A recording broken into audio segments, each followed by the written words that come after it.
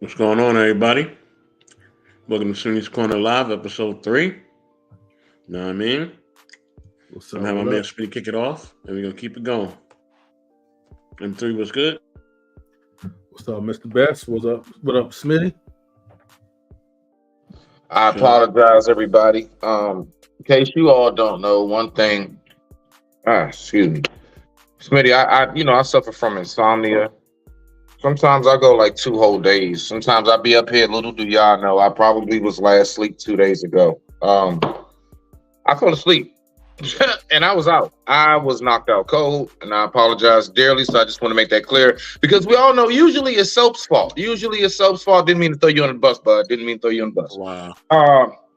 But anyway, we're going to go ahead. I want to welcome everybody. Thank you for tuning in once again to Smitty's Corner. All right. We're going to go ahead and kick things off. First, let's go ahead. Soap, how you feeling today? Let's check in with you. How do you feel, sir? How's your mental space? I'm good, man. I'm good. Nigga, always chilling. M3.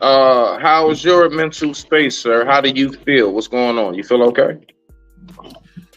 Yeah, man. I feel great, man. After last night's game, Who played? Which one? I didn't see it. Which one? it was You the Lions. talking about KC?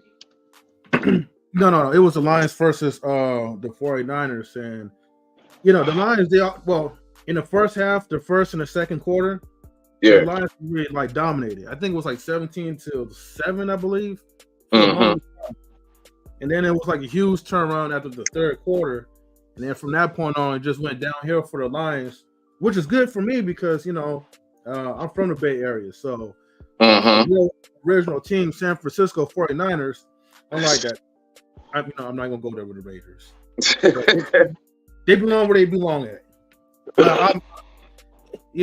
I was so elated, and your boy had a good celebration while I'm not going to work today. So sometimes you gotta get that rest. Okay. I ain't mad at you. All right, so we're going to kick this thing off with a little segment I'm going to start doing. It's called Things That Smitty Really Enjoys Watching, okay? So we're going to just kick it off real quick, kind of get settled in. These things that I really do enjoy, take time to look at. Well, just some of the things. So we're going to go ahead. We're going to kick it off with this little short clip. All right. And then from there, we're going to go ahead and get into the topic. But let's go ahead and get warmed up with something nice and chill. I digress. My mic is muted. Roll it. So.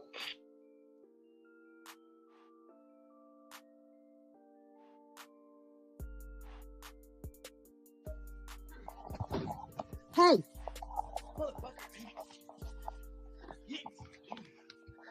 I'm sitting here doing this for 5 minutes. Am I fucking dreaming? How'd you see it?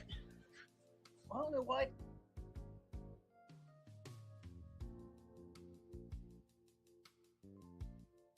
What's your fucking name? The buck? Stop, motherfucker. What's your deal?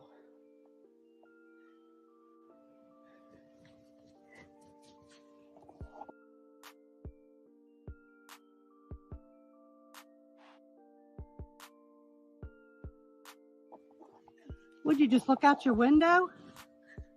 I was making my fucking coffee. Stop here. Hold it by the collar.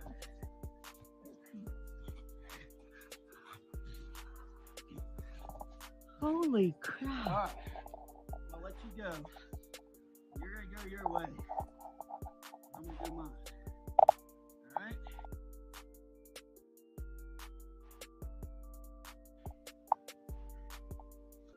3, 2, 1. He's injured.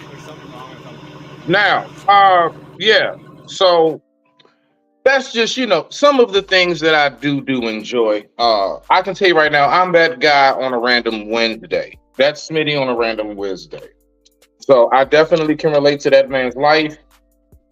Gone through a couple bouts myself. All right. So what we're gonna do is we're gonna go ahead. We're gonna get into this. I have so many questions about this clip.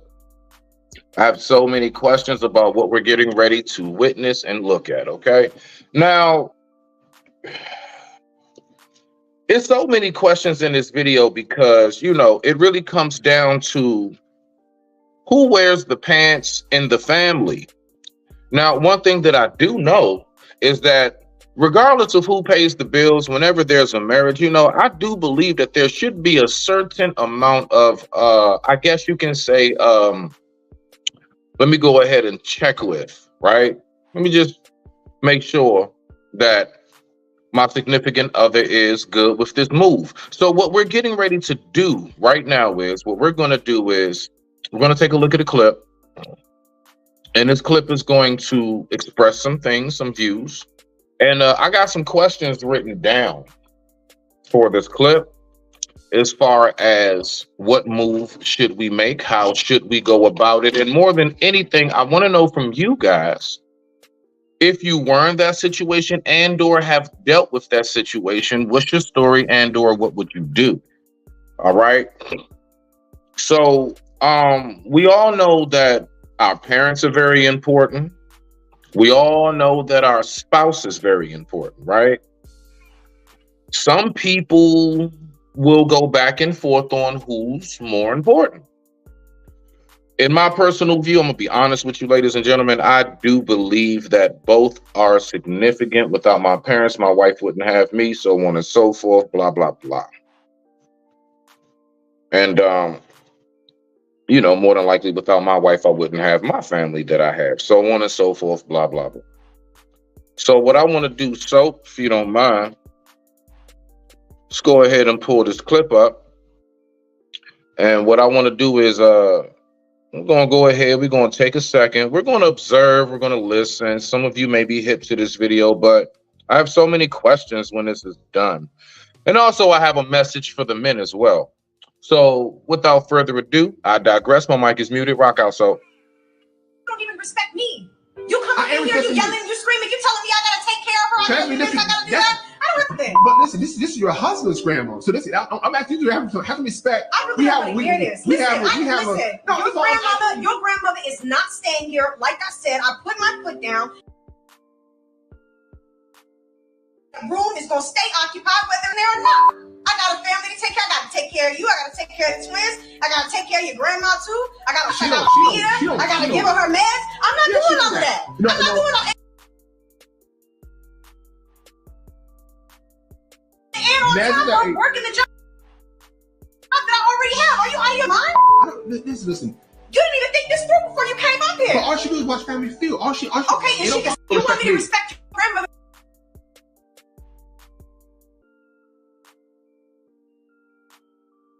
Okay, so we all saw what just took place. Yeah. Now, question number one. Okay, let's go ahead and get on over to question number one. Question number one. This is how we're going to rock this off. This is how we're going to do this. First and foremost, how do you all see a circumstance like that taking place? It's you and it's your significant other. Now, I can tell you right now, I'll kick it off. I mean, personally, I wouldn't be having that. But then I also have to think to myself, you know, see, I listen to key words. The key word throughout that whole clip that told me everything as to why that woman's attitude is the way it is when she said, I got to take care of the twins. I got to take care of you. That's right, fellas. That right there is the tone that you usually will wound up getting. I don't care how cute and lovey-dovey things seem in the beginning. That is the attitude that you will get when you don't run your shit and when you don't pay the bills. Or if she pays majority, because I'm going to be honest with you, in most women's eyes, if they just pay $20 more than you do on the bills, in their eyes, they pay the bills and you don't pay shit. You better get that. I don't care if they just pay a little bit more than you. I don't care if they just make maybe $5,000 more a year than you. You don't make shit in their eyes. So you have to remember and keep that in mind. Unfortunately, that's going to be the case. Now, of course, there are a lot of us who can come across that, that special rose that grew from the concrete. I get it. And you come across a chick that she don't care about none of that. They are still out here. So I'm not one of them dudes that tries to push that message as if they're not. But I want to know this, okay? So M3, we're gonna go to you first because we know how soap is. M3, let's go ahead. Let's rock out with this. Salute. Oh, okay, my man Watts. What's going on, Watts? All right now. Good to see you, bro. You already know. So we're gonna kick this off. All right. So first question is. Okay, let's go ahead and get the Watts then. Okay, so we're gonna go to Watts, M3, then you. So M3, respect to you. Did you see the video? You know, you up to date? Yeah. The video. Okay, just making sure. All right, bet. So in that circumstance, first I want you to tell me, where did the brother go wrong? Did he go wrong? From what you saw, did he do anything wrong? What was wrong with that picture? All right, let's start there. Yeah. So let me just get this out the way real quick. Okay. Again, this is going to be perception. Okay. Not fact. By perception, what a brother went wrong is one, okay, is the way how things are being communicated.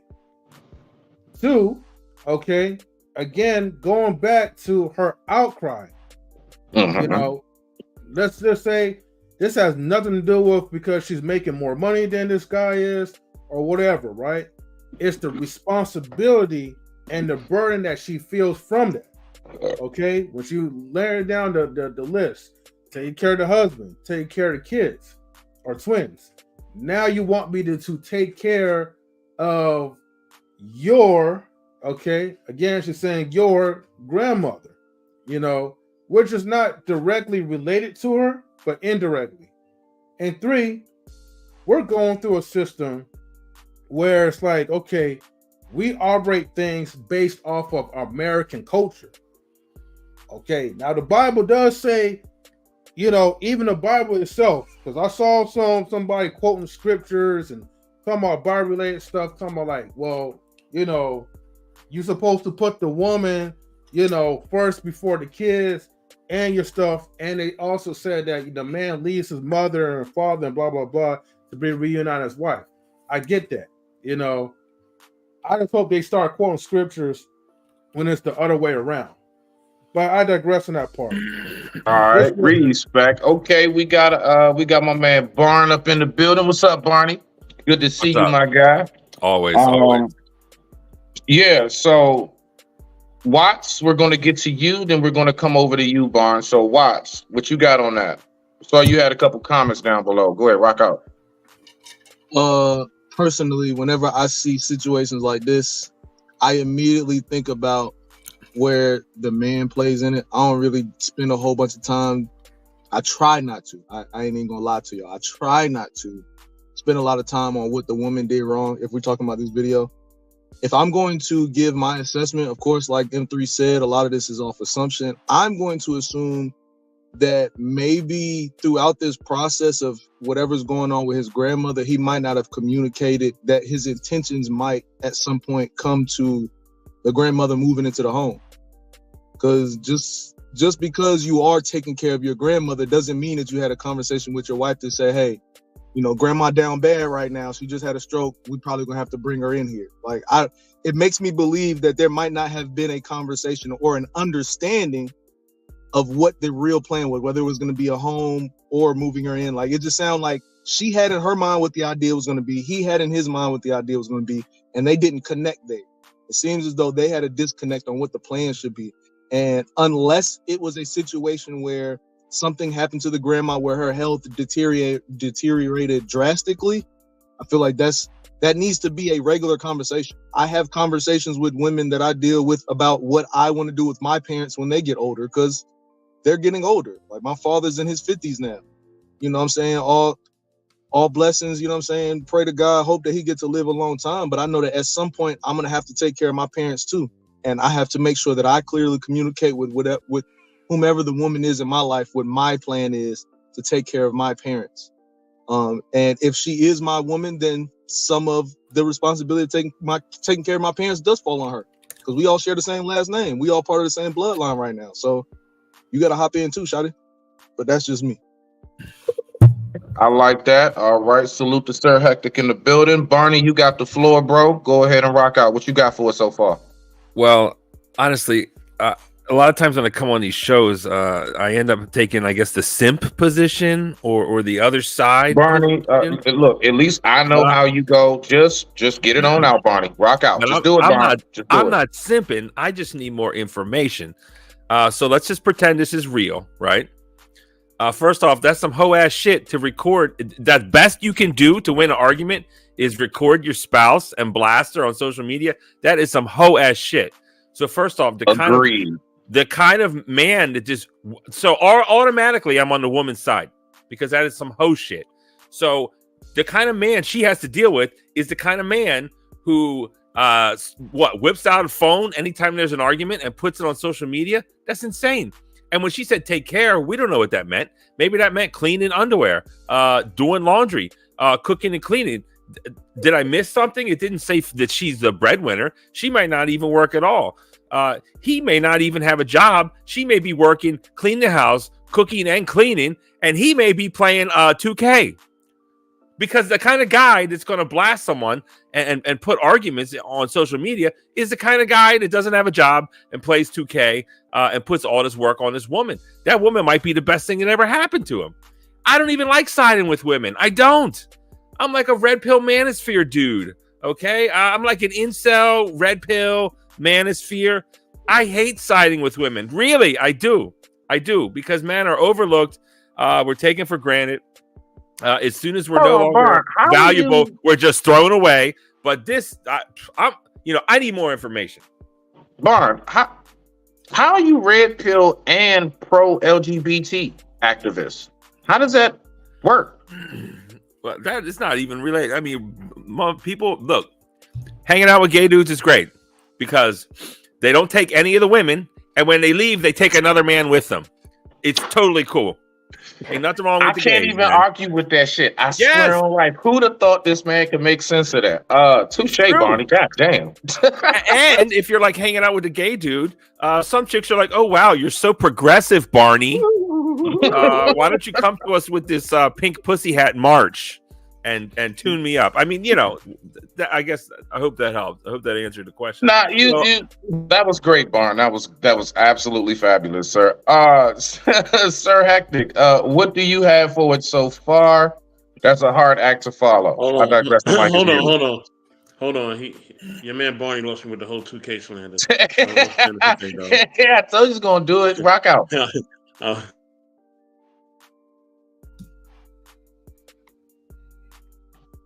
Go ahead. You want some more from me? I got plenty. Or no, you want some? No. Space it out. We know you got plenty for the show. Sir Hectic, what you got? What you got, Brody?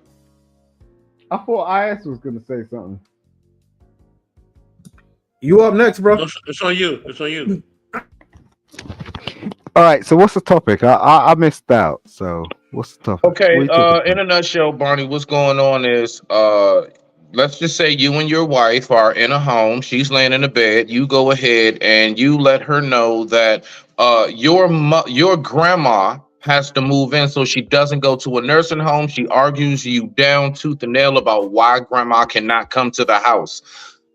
Sir Hectic says what to his wife? How do you respond to your wife saying grandma cannot come stay with us? Yeah, I'm like, get the hell out of here, man. Like, she's only gonna have a certain amount of time. I know. Why do I want to deal with that? Like, are you really gonna seriously move your grandma in and go? I'm gonna spend the most precious time in my life with the woman that I've actually gone about and gone. Okay, this is the most precious time in our life. I've worked so hard for this. I'm working like 70 hours a week. And now grandma wants to get into place. I'm like, nah. She could go wherever she wants. You can recommend some shit to me. I'll be like, okay. But at the end of the day, I'm like, you're not interfering. I do know a lot of people that do that shit though. Like, they will literally seek out their retirement home with a view of moving in their parents. And you know, I find that kind of obnoxious. Simon, it's not her grandmother, it's your grandmother. Yeah, I'm talking about my grandmother. Exactly. Oh, okay. Oh, wow. All right. Yeah, I ain't got time for that. Damn. Hey, hold on. Hey, so who's that backstage? I do not know. They just popped in. Yeah. All right. Okay, go ahead. You gotta just show your face first if you want us to pull you up. Just show your face backstage. I think I know who that is. I think that's the blue wig mirror. I think that's what it is. Sorry, But let me shoot real quick. He could come back. I know that's you. But anyway, with that being said, that ain't really no conversation we need to have. Like, what's going on, E? And I'll get to everybody. I'll shout out everybody in a minute. Give me a second after I get my take. But yeah, man, ain't no really no conversation to be had. Like, if it's her parents, my parents, her grandparents, my grandparents, it ain't really a conversation. Like, if they need somewhere to stay, they can stay with us. It ain't really nothing we need to talk about. Like, that's already understood. Just looking at the comments, it's like I ain't heartless, okay? Too late, Simon. Too late. But too late. But nah, you know what I'm saying? Like, there ain't nothing that we need to talk about. Like, if one of the elders need a place to stay and they need to stay with us, we got the room, they're staying with us. Nah, ain't no argument, none of that. Know what I mean? What's good to my brother, Court Currency? What's good, baby? Know what I mean? But I think that was really my only pushback. That's cool. That's really my thoughts on it. Like, you ain't really gotta. Are you really gonna tolerate that stuff? Are you gonna tolerate it? Like, no, I'm not. But I'm not going back and forth with. I'm not. There's no argument there. Like, I'm not gonna argue with nobody about, like, if my grandmother want to stay with us. Like, ain't no argument there. Like, let me ask this question. It's already known. Hold on. Let me finish. Let me land my plane. It's already known that if my grandma need a place to stay, she's staying with us. I mean, it ain't no argument. Like, that's it. What we arguing? What am I arguing for? It don't need to be an argument, but I'm just saying, like, sometimes people come in your house and they got real bad habits. So, like, especially like people from next generation that you're not experiencing, you've spent so much time sort of building up and acquiring your own thing. So now they come in and they're in, especially like I experienced this with my sister, right? She turned around and like come in my house and she had all this crazy makeup. And then she started spewing it out in the sink. And I was like, bitch, like, wash that shit. Like, I was like, yo, like, I don't even deal with this sort of stuff. Like, why are you doing this in my house? And she was like, oh, I do this in my house. I was like, nah. And, you know, I get this with my brothers. They're ex-generational. They've been in the army and everything. Like, this nigga be eating snake. All that sort of stuff. He come in my house, like, pop his shoes off and was like just lounging on my sofa, and he was sweaty. And I was like, yo, nigga, take a bath. Some shit. Like, and I was like, he turned around to me like, no, I'm tired. I'm like, how old are you and how tall are you? Like, you are 7 foot, like, and you want to crash out on my sofa? Like, I ain't no. Like, how come you ain't got somewhere else to stay? Why are you coming around my house? That was crazy to me. So when people turn around and they go, oh, this is that, this is this, and this is that, and they have expectations about things, about what they want, maybe they're not looking for the right thing. You know, so it's, you know, it's this thing about sort of like, especially in particular when women turn around and go, I want a woman, I want a man that's 6 foot tall that can carry me. And they get angry when they get in a relationship with this type of man.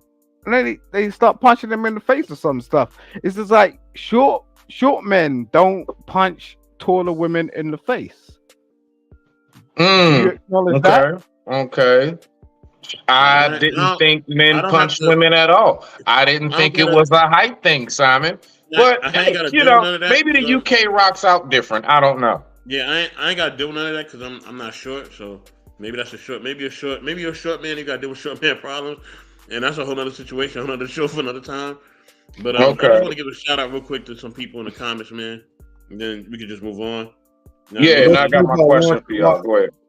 You know what I mean? Salute to Zyrax, man. Salute to PA Texas Worldwide. You know what I mean? Well, we already got Midlife Bro Logic up here, so salute to him as well. You know what I mean? M3, Auntie Debbie, we see you. My brother Court Currency, Lady Novea, what's going on?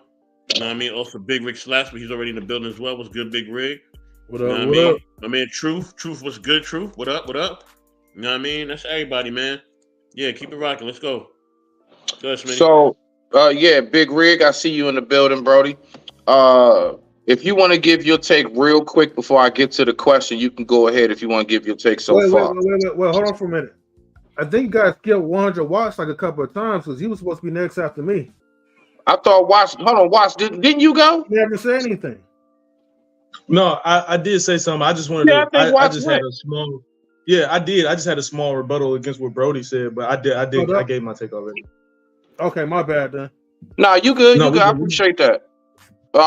Yeah. Slab, what you got? I just kind of caught the end which y'all was talking about with the relative coming through. You know what I'm saying? To stay. Is that am I off? Nah. Go ahead. Whatever you got. If not, I'm gonna just go ahead and get to the question. We can all answer that. I mean, because it's still on the same topic so far. Yep. All right, bet. All right. So what I want to know is we're gonna go around the board. We're gonna go from Watts. We're gonna skip me on around, and so we're gonna get to me, then Soap last, and we'll just go in that order. All right. What I want to know is this: does being the breadwinner make a difference in the decisions made in the household? Or should we just cancel out? Apparently, let's say he was. Does that mean that even if you are the breadwinner, you don't really have sole decision making and do a majority of decision making? So how do we look at breadwinning and the decisions in the house being made? Going to you, Watts, first, Barney, and we're gonna move around. I think that breadwinning has no gender. I think that decision making has no gender. So if your woman is a better decision maker, then you didn't let her make the decisions. If you are a better decision maker than her, then make the fucking decisions. Like if we leave it into a gender thing, I think that's some whole shit. You know what I'm saying? Like me being the breadwinner, I am more confident in my ability to use critical thinking skills in tough situations, in tough spots, being stressed out, all that kind of shit. So me personally, I'm going to be the decision maker, whether I'm making the money or not. That's just how shit go with me. And I communicate that clearly with no matter who's with me. I don't care if you make $100 grand more than what I make a year. If you're dealing with me, it's going to be clearly understood that I'm the breadwinner. Whoever is the decision maker, my thing is that people need to be clear on what the expectation is. If I'm telling you that I'm gonna go out here and make all the money, I'm gonna pay all the bills, and I want you to be my woman and take care of the house, do that. Fucking do it. If that means that I gotta bring an extra body into doing that, if that's what's required for you to do your part, then do it. Just do it. Because the same way that me bringing that extra body means that now I have to work harder to feed an extra mouth, that means that I have no choice but to just do it. So whatever your role is, just fucking do it. Like it's not that hard. Yo, what you got, Barn? You know, when you're the bread maker, you kind of gas yourself up with that. There's something to it, but just because you're the breadwinner doesn't mean you're the good one with money. It seems like there's always someone who doesn't know how to spend money right in a relationship. Someone's always buying junk, buying stuff they don't need, living outside of their means, and that's a problem. I think the more frugal person should make the financial decisions. At least that's what I think.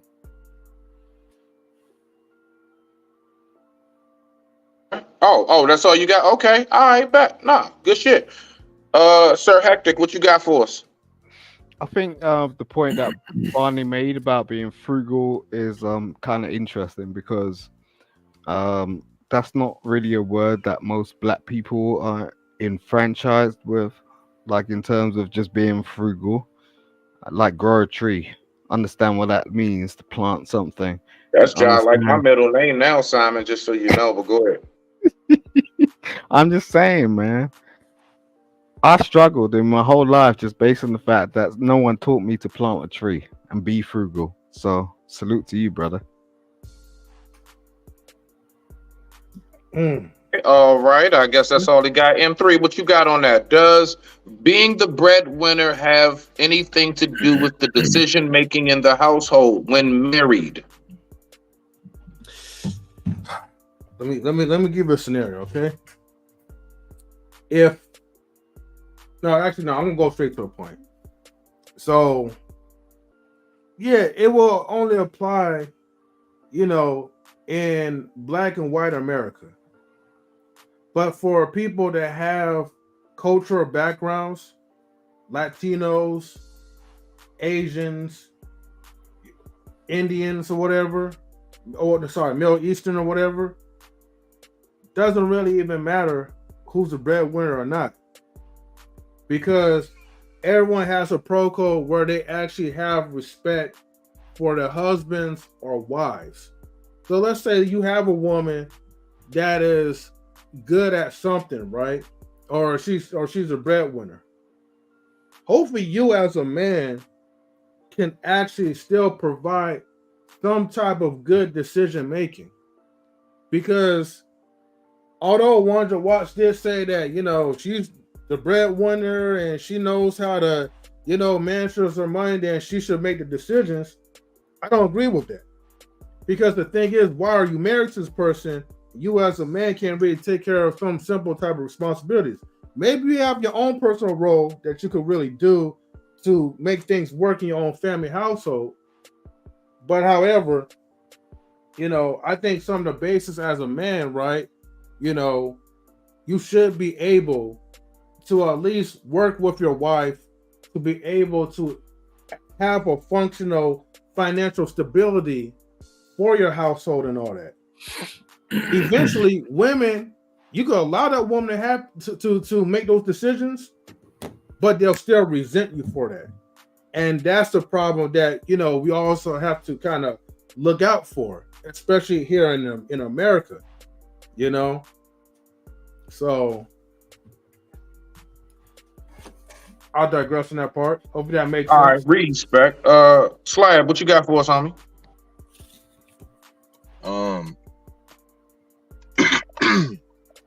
All relationships are different, so there's gonna be different scenarios for everybody. I'm kind of more on the frugal thing. I'm a very frugal person. I'm really good with money, so I would think like if it came down to like some money situations or something, I would definitely be more the one to go to when it comes to that. But also at the same time, it's a partnership, man. Everything, it should be a conversation. I don't think it's really just, I'm gonna just go ahead and do this and whoopty whoop. I mean, of course you're gonna be the one that's leading. I mean, because you're gonna kind of have the say so and shit. But it's always good to, have the conversation, because you never know what your woman may come with. She may come with some shit, it may blow your mind and be better than what you was thinking. So, I can't really get on the manosphere, they kind of preach that, the man, woo, breadwinner, this, and this. There's different types of shit that happens in relationships, man. The woman can be the breadwinner, the man can be the breadwinner.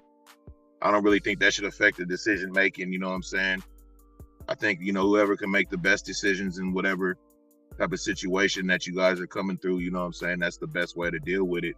Not just, hey, I'm the boss, head honcho, and what I say go. Kind of sounds like a little bit of disastrous to me, but that's where I'm at with it. You guys are hilarious, and I'm gonna tell you why. So I'm gonna tell you right now. Yeah, ladies love to hear that shit. Oh yeah, that's right.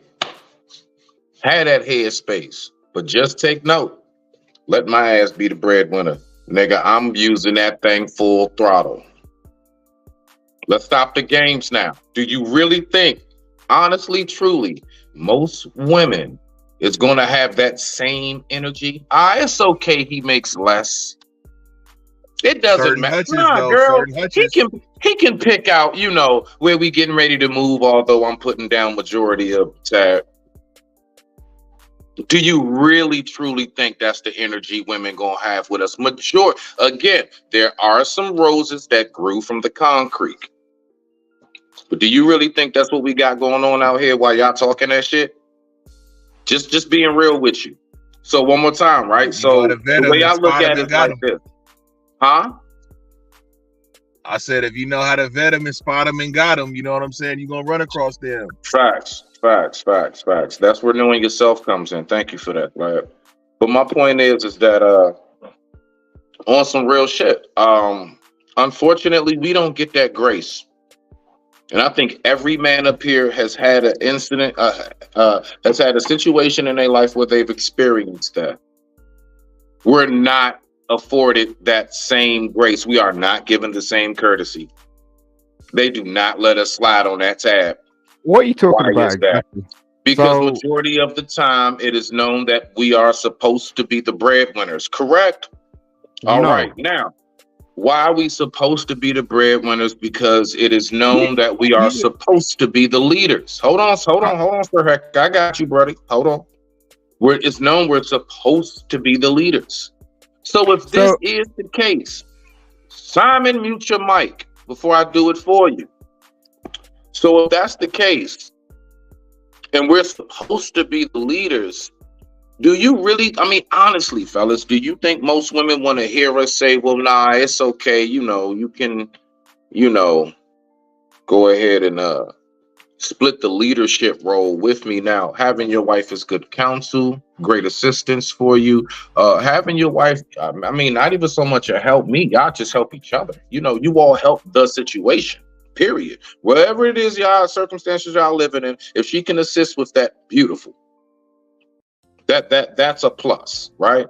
My whole thing is that where do you all see that really going?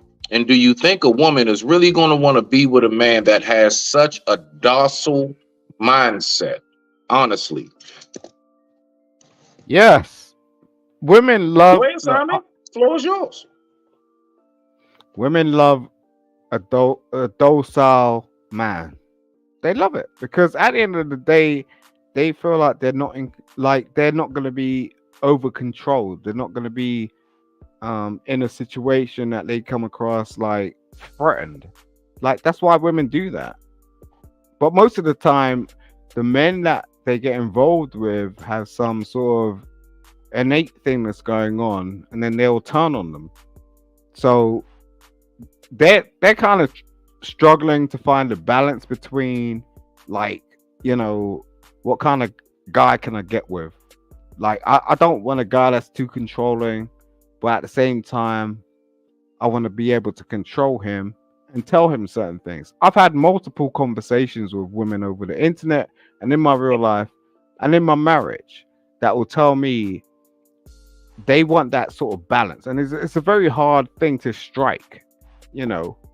I struggle with it myself. I'll say the same thing. I don't want a woman in my life that is either too extreme or too in control, because it becomes scary when they're too in control. So I'll leave it at that, and salute to you, brother. Okay, respect. Thank you, Sir Hectic. Cyrax, I saw in here when I asked that question, you said being the breadwinner does not matter. I would love to hear your perspective if you have a second. We have top flight, no one like Tika in the building. What do you have on this so far? The floor is yours. I digress. My mic is muted. Oh, yeah, just call me Tika. That does suffice. But hi, fellas. Good to see everybody. So I just want to say, first off, guys, vet better. You gotta vet better, because no matter what, we're supposed to be taking care of our community and our families. Grandmas live, they come and they go. Parents come and go.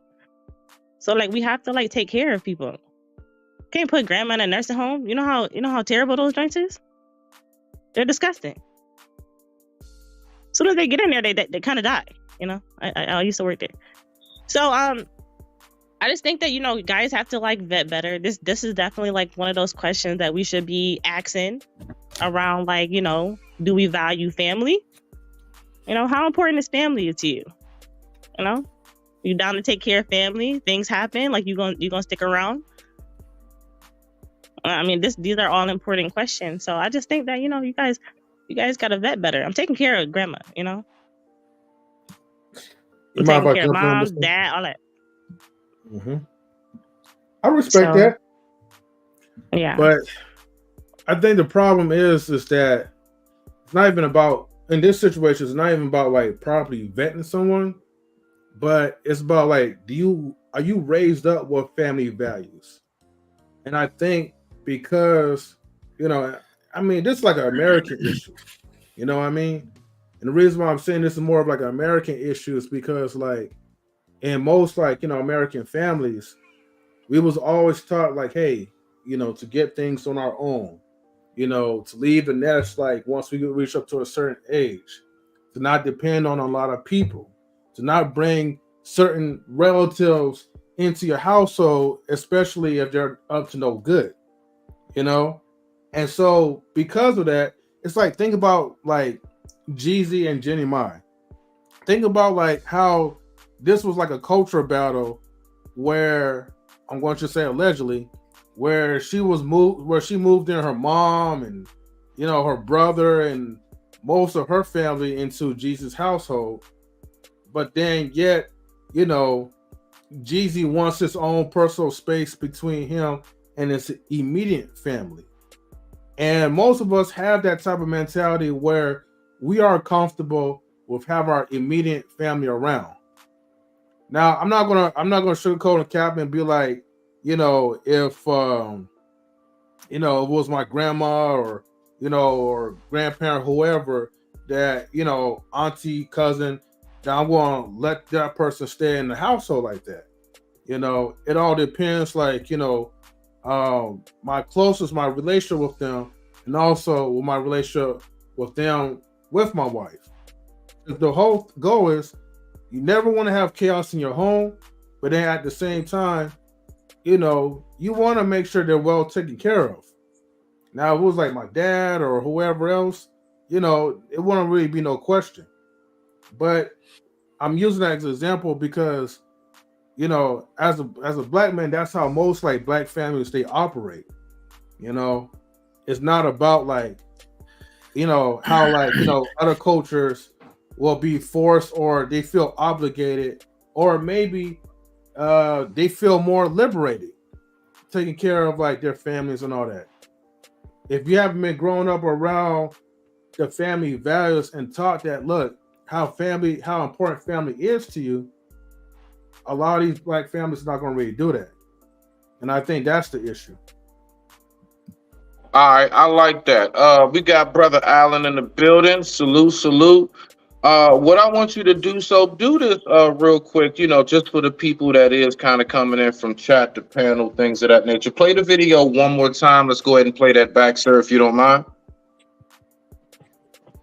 Yes, sir. Real quick. Yeah, I appreciate it. So we're going to take a look at the video one more time for those who probably just coming in. It was a quick little short. So, everybody, we all can be all the way up to speed on exactly what it is we're talking about. I digress. My mic is muted. If anybody got something to say before we pull it up, rock out. Yeah, I got it. Let me give a shout out to Real Talk with Mimsy Lens. Let me give a shout out also to the homie Kings and Dreams. What's going on, baby? Hello, everybody. Shout out to my homie Braxton the Snake Fiend. What's going on, man? All right, hold on, y'all. Let me pull this video up. Give me 1 second.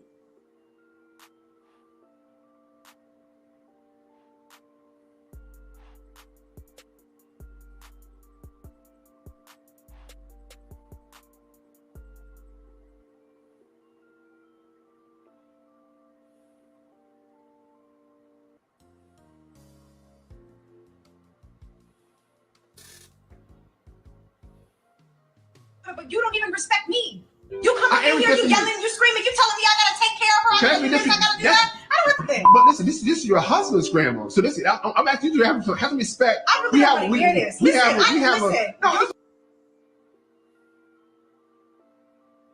Grandmother, your grandmother is not staying here. Like I said, I put my foot down. That room is gonna stay occupied whether they're there or not. I got a family to take care of. I gotta take care of you. I gotta take care of the twins. I gotta take care of your grandma too. I gotta feed her.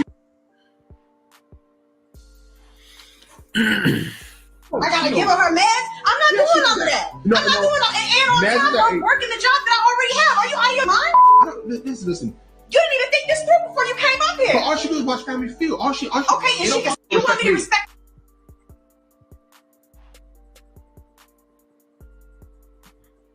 I just gotta say something real quick. Why the hell he even posting it on social media anyway? Listen. That's what I said. The retarded shit is a whole nother topic for a whole nother day. So we all saw that once again. So now, again, the question that I proposed, Brother Allen, you got the floor on this one. Does being the breadwinner have anything to do with the decision-making aspect of the household with the married couple? You got the floor, sir. Can everybody hear me? Yeah, loud and clear. You good? You good? First off, how everybody doing? Shout out to Brother Smitty. Mad love to you. Yes. The thing of it is, man, is that men in society in the 21st century, man, like, you know what I'm saying, we've all been put down to a certain degree for the past God knows how many years now. And it's been a problem because, you know what I'm saying, we do the most work in society. We do the most dirty jobs. If y'all remember that show, you know what I'm saying, the dirty jobs, things like that. We do the most grimy work. We do what needs to keep society running. You know what I'm saying? And the respect level for these things are at an all-time low that it's ever been in history. But now that, you know, the thing of it is, with that particular video that was just shown, you know what I'm saying, if the roles were reversed and it was her people that needed to be brought into the home, it would be a whole different situation. It will be a whole, you know what I'm saying, she would light that thing up and let you know that my people gonna be here. What you talking about? You know, and I mean, just being honest. I'm just, you know, and we all know this. We all know this. So as a man, if you're working on yourself and you got what you need to have and you have your own place and listen, if this was his house and he decided to have his family come stay there, just like I'm pretty sure low key, and this is what not being talked about as well, low key, if it was the other way around, he probably would allow her family to come stay there too. Because this probably so, the way he was talking, probably so. This how we are as men. We do what need to be done for the collective, not the selfish. And you know, it's just impossible to see things that way. Because as men, we're pounded, we're grounded, and we're beat. It's beat into us that we need to be the best that we could be for everybody, not just for ourselves. And that's grounded into us from the day that we're born until the day that we pass away. So, you know, it's no. She was totally selfish. It is what it is. She had no femininity, because if she was a true feminine woman, she would be glad, more than glad, to take in his part of the family as well. Because if she proclaimed, quote unquote, to love him, she loved his family as well, and he would love her family. And it's supposed to be family, which, you know what I'm saying, the young take care of the elders. That's how it used to be. But now we talk about nowadays in society that everybody want to be all this selfish stuff. Okay, then fine then. Fuck it. Be selfish. Cool. All right, then find out how that's gonna end up. Because everybody gonna need somebody, or else you gonna end up in a nursing home where at the end of the day, them people in the nursing home gonna treat you different. I digress. All right, respect. Nah, I will say this, right, real quick, and then we can open the floor before I get on to the next question. Got about 2-3 more. So I don't think what's missing, Brother Allen and everybody else up here. You know what's truly missing with a lot of people, I would say, in that aspect is a lot of people have lost the mentality of what if that was me. That's gone. There is no more with people. What if nobody looks at, you know what? Smitty. I mean, shoot, I was once, hold on real quick. I was once in my 20s. I'm now in my 40s. What does that mean? Slowly, quick as shit, but surely, right? We getting up there. Right. And one day I'm going to need somebody to assist me when it comes to medication, doctor visits, the whole nine, making sure my diet right. I'm a chef, been that for like 28, 29 years now, since I was 14. Since I was 14, I've been in the kitchen making raw dough. One day I'm gonna need somebody to cook for me. Right. You understand? So I think a lot of us, we do be like really missing that. Like we forget that shit. What if that was you? And it's real easy to be comfortable. And I think we've really lost the old school cliche, but very important saying, put yourself in someone else's shoes, right? Although I wouldn't want to because I don't like athlete's foot. But listen, that's beside the point. Let's stay focused. What I'm saying specifically is, if we do have more of that headspace, I think that would really help things out a lot more. But if people continuously have a like just me in my bubble, I, you're on your iPhone in IHOP, on your iPad and shit, everything's about you. So that type of headspace can definitely have its effect on things. The floor is open. Anybody got anything they want to say or whatever? Before I go ahead with the next question. Hey, just real quick. Go ahead. And I'm gonna digress because I want to hear everybody else's aspect on it too. But this is my experience. My grandfather and my father, they both passed on. But my grandfather was a World War II veteran, and he left me in the responsibility of my grandmother. And I take very big honor in that, because he was a World War II veteran. Mm-hmm. He fought for, because I mean, at the end of the day, if we hadn't won the war, we would always speak in German or Japanese or whatever you want to talk about right now. We would, regardless of whether or not nobody want to accept that fact or not. It is what it is, yeah. And as a man, to be in today's society and to know the history where I come from and what I was taught, and to see the things the way it is nowadays, I find it very egregious. I find it very unsatisfactory that we all are unappreciative of the freedoms that we've been given and that people have fought for. But it's just not gonna end up right if we keep down this path. It's not.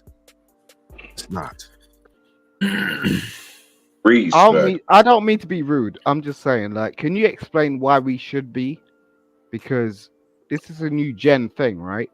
You're saying like your grandparents went through all this stuff and we should appreciate your grandparents when we didn't ask them to do any of that stuff. So it's like, can you explain why we should be appreciative? Because at the end of the day, though, did you want to be, if you know history, and I see you know what I'm saying, Simon, right? You got the British flag on, right? At the end of the day, are you gonna answer the question, or are you gonna talk around it? Talk and speak the answers, like you. Okay. Like well, if that was the case, then you will be speaking German or Japanese if What makes you think that? the British and America have not came together and won the war. You know Do you want me this. to tell you something? Do you want me to tell you something? As long as it's How come- respectful. Truth or not? Yeah, I mean, not being rude. I'm just saying, no, like, no, no, there's no. that's Truth an or not. ideology. That's an ideology. We keep How's we the keep ideology when the war actually happened? Truth or not, if British and America did not come together and try to defeat the little mustache man, we would not be in the situation that we are. Yeah, but specifically, what you said was we'll be speaking German, right? Which is like a common phrase. So, why wouldn't we be speaking French? French, German, whatever. Either way it go, we would not have the same freedoms that we have nowadays. And you know that. Like You know in the that. plantations, like in slavery, you know that like because in you the knew like what in the the way mustache you're man speaking was English on. right now, like you're enslaved already. Okay, let's not get away We from the all fact. are, Like to a degree. exactly. So what? So How- what are you that's how talking life about? works. Like why Society you then? can't- Why do society we keep can't having this sustain without conversation where we Hey, go? but no, we had our time out there. Good. Sorry, go ahead. I know. Cool. We good? The thing is, it's not an argument. We're having a good discussion, to be fair, and I think a lot of people Right. are going to learn from this. At the end of the day, it's like, I speak English. I'm black, okay? How did that happen? Now you're going, oh, if the Germans like won the war and this Nazi with the mustache had his way, then we'll be speaking his language. Yes, we would. That happened historically, and that's where we're at right now. So, a tyrant can come around tomorrow, and then we're going to be speaking their language, and you have no power to actually do anything about that. All right. So Smitty, you had like another video he was trying to Yes. Nah, I got a question for us. All right. So Okay. what I want to know is this. What I want to know is when it comes to, like, I guess you can say a marriage and it working, but I'm talking about the initiation of the relationship before you even get to that point. And we're going to go around the board, starting with my boy Barney. How important is communication and home training? Now, one thing that I hear a lot from people is, they didn't know this or know that. And a lot of people say vet better. And what I peep is that I believe that we be making this whole vet thing. You know what? Me personally, I think I'm going to declare it on this day at 10:28 Eastern Time PM. I'm going to declare it. I'm not going to say vet. From now on, I'm just going to say ask the right damn questions. Thank you, Barney. Thanks. Thank you. Thank you. Appreciate it. Donuts and cookies in the back after. Listen, I am to the point where now I'm basically just like ask the right questions. But not only ask the question, don't ask the question and then just go on off and then have them think you just asked it and forgot. No. Really pay attention to the questions you asked. If you ask them, do you such and such, or are you clean? Whatever it may be, anything in the world, ask the question, then peep and pay attention. And I believe that, through what people call vetting, I believe, honestly, folks just really do not ask the right questions. People don't want to have that tough talk in the very beginning to make sure that things like that, at least will look. A poncho will not keep you 100% dry from the rain, but it damn sure minimizes the dampness, right? I think we all can agree. It damn sure minimizes it. Okay. So inspiring, man. that's how I'm looking at this, right? Oh yeah, no. I'm gonna stay with them I'm trying to hold analogies it in. for I'm you. like, Jesus Christ. But anyway, so start with you, Barn. How important is communication? How important is communication and home training when it comes to the initiation of a relationship? I don't even know what home training is really. I guess that's how you're raised or something. You know, none of that stuff matters because when you meet someone and you start banging and they're hot, it's hot and heavy. It feels good, and you just want to hold on to that forever. And all that shit flies out the window. And don't act like it doesn't, because it does. Maybe when you get older and the hormones slow down, when you get to be my age, 47, maybe you can think a little faster because you're not out here 17, you know, just hitting it like a rabbit constantly. You can think about it, but it really doesn't matter, man. It's just when you meet someone in the beginning, you just want to hold on to that. It's like it's really like getting high for the first time or something. You never want to come down. You just want to stay high the whole time. And you just hope for the best. Asking me for relationship advice is the worst thing ever. What's up? You want the pink cloud the whole time. You want pink cloud mode whole time through the relationship? Of course, that's what I want. 5 years later, you want pink cloud mode. Butterflies in the stomach when the phone ring, all of that. Why not? That's what I want. Yeah, but it doesn't mean all that's right. what I get. All right. No, I'm asking. I just want to make sure. Okay. All right. Go ahead. That's it. I'm done. I digress. All right. Watts, it's on you. How important is communication and home training when initiating? There is not a single aspect of your life that doesn't operate on communication. It's not a single aspect of your life. If it's your job, your relationship, your friendships, there is not a single aspect of your life that doesn't operate on communication. Period. So that pink cloud that y'all talking about, it's gonna last for a while, but at some point that cloud gonna dissipate and things are gonna change. If y'all not communicating what's happening during that change, because hey shorty, like he said, you give me the box, like we on cloud 9, the butterflies and all of that. At some point, I'm gonna get tired of hearing your voice because you won't shut the fuck up and stop talking while I'm trying to watch the game. At some point, that's gonna happen. So at some point, I'm gonna have to tell you that when the game come on, leave me the fuck alone. At some point, I'm gonna have to tell you that. Communication applies to all aspects of life. All right, Alan, what you got for us, Brody? Yo, bars. At the end of the day, though,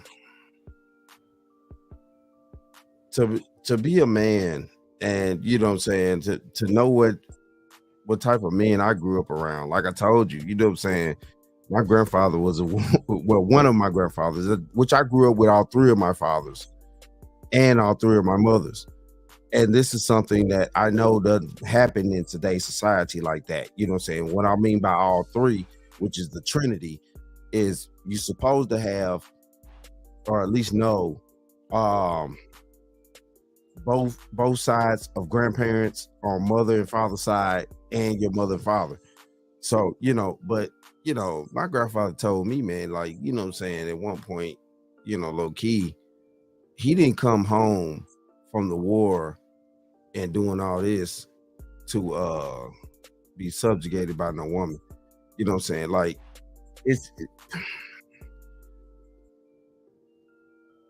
and women in that day did not even try to trap their men in that type of situation. They didn't want men like that. How these women want men now. Well, tell me your feelings, and you know, the women back then. Like, I still talk to my grandmother nowadays, and she about to be 101 years old. We about to celebrate her birthday soon, and she still wants masculine men around her. She don't want no man telling her his feelings and all that. She don't want that. And I'm sitting around here like these new age chicks with all this, you know, talking about telling you tell me the feelings and all that. You know, like, I got a 100-year-old woman around here that's telling me that ain't how that works. And you know, man, stop it. Oh, this nigga made my day, man. The way he just spoke. Being honest. I'm just being honest. That was amazing, man. That was amazing. It's just crazy to me. And that's the reason why I move how I move, and I'm single to this day because I started seeing what was going on years ago, even before I fell into YouTube with the red pill space, all that types. I'm talking about. I saw. Listen, look. I had my daughter in 2003, and she about to be 21 now and stuff like that. I'm almost off child support. Shout out to me. Shout out to you, man. It takes a You know lot what to I'm saying? build a whole human being. But That is amazing. But just, you know what I'm saying, just to keep it for real though, like, it's just Wow. you know what I'm saying, a lot of women don't understand, man. They're lost nowadays, and this is the reason why that a lot of men can't trust women no more. We can't trust these chicks, man. And I talk to a lot of younger cats, and they come to me, and I'm counseling a young cat right now. He dealing with a chick, and he getting himself in all types of crazy scenarios and stuff. And I'm like, man, dude, you need to sit down. You need to go monk mode. You need to chill out. You know what I'm saying? You already got one baby mama that's putting you through the ringer, low key. And you know what I'm saying? Now you to sit around here, you still trying to, have sex with her. I'm not saying that men, don't need to have sex, because it is what it is. It's a part of our nature. But it's just, you need to protect yourself. If she doesn't want to have sex the way that you want to have sex, if you coming to the table with protection and she looking at you like, well, why you want to use this and why you want to use condoms and why you need to dismiss her. Man, it's a lot. Man, what is your link, man? What's your YouTube platform? I need to listen to you a bit more. Hold on, I'm trying to Smitty. Nah, you good. Slab, it's on you. We going around the board. Simon, you next. Rock out. Yeah. How much communication and home training is needed to initiate the relationship? Rock out. Well, I think communication is key, man. That's like number one. I don't even think I really need to speak too much on that too much. I mean, in a relationship, shit, if you ain't got no communication, bro, I don't know what the fuck going on. But when you guys was talking, you guys kind of got me a little confused when y'all was talking about the vetting shit. See, with the YouTube thing, man, this vetting thing, and they got these words, bro. But y'all said y'all gonna stray away from using the word vet, but when y'all was talking about what y'all was gonna do, shit, I thought that was the fucking definition of vetting. Asking questions and shit. So I mean, because if I'm gonna use the fucking word, that's why I'm saying it, so I ain't gotta say all that other shit. I thought that was just one word to break down shit, just like that new word running around, kerfuffle. You know what I'm saying right now? That's the new YouTube word. Kerfuffle. The fuck yeah, that is? kerfuffle. Yeah. But yeah, and also that's basically it, man. You know what I'm saying? Communication for sure is key, man. Communication is key with your family, your kids, with everything. You know what I'm saying? Communication is fucking key. When you start to lose communication, that's when shit starts to go a little bit different, man. It starts to go left. You want everything to kind of continue right if possible. So, you want to keep that communication is key. Sir Hectic, it's on you, sir. Yeah. I mean, the thing is, I really can't bring much more to the plate than the gentleman that's been on the platform and actually been speaking. In particular, like, everyone that's come before me, everyone's had a real good position, and I'm really proud of that. It gives me some hope. Do you get what I mean? Like, most of the time I wake up in the morning and I'm like, are niggas or am I just a nigga?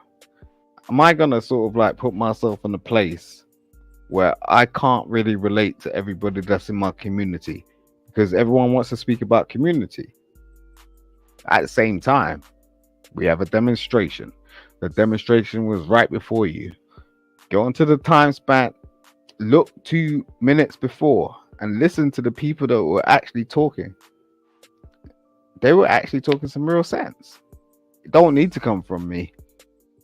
You know, and shout out to Smitty, man. Smitty, I guess, you know, I'm kind of odd, so I do some generational shit. Like in terms of like, we got Doctor Who over here. I'm kind of like a what would you say? I'm a sucker for sort of like comics, animation, and things that might not be or possible. Star Stay on Wars, topic, that. Simon. Alright, I'm sorry. In short, I thought he was find the going to say lady. YouTube chicks. That as well. I love YouTube chicks. I love them because why they here if they're not here, right? But you got to figure them out. I mean, I've been through a couple of them. I've given them money and all sorts, but I'm just saying, like, there's some of them that are not like that. But just I would say be good to yourself and stay on top of it. Right, Smitty? All right, that's Bro it. said stay on topic. Huh? All right, my turn. I'll take this time out. All right, so look. Okay, I keep seeing all this vetting stuff in the comments. Look, let me just piggyback what Riggs said. Riggs is definitely right on that vetting bullshit or whatever. To me, it's like overrated. But vetting is a part of like, you know, the conversations is a part of vetting. You know what I mean? But even if you think that you probably vet and you found the right person, dude, you never know when that person might start to switch up on you. I bet you when Will found Jada, he thought she was a good woman. For sure he probably thought he probably vet her. Hold on, I'm M3, still no, talking. no. Hold on. Yeah, wow, Hold on. come What's on. the mute button? Hold on, Simon. You know? So again, and years later, along with social media, you know, I'm for sure like, you know, that all that fetting shit didn't really do nothing to his marriage. The point being is that, look, you know, if you want to get shit done, you have to not only communicate, but you also have to set those boundaries. And I don't think in that particular video, dude didn't really set no boundaries between him and his girl. And it sounded like they just had really poor communication, point blank, period. Or he probably didn't really communicate with her effectively, but probably passively. This is where like the lack of respect that we get from our women. Because especially in this society in America now these days, like I feel like men are just so afraid to say no or to like set their precedent. I feel like if we have a personal opinion, we're always gonna get flagged down from it. And a lot of people, right, don't really just let their nuts hang and just tell them like, look, man, you know, this is what I want to do. This is what I'm gonna do. And then if that doesn't work for you, now what are you gonna do?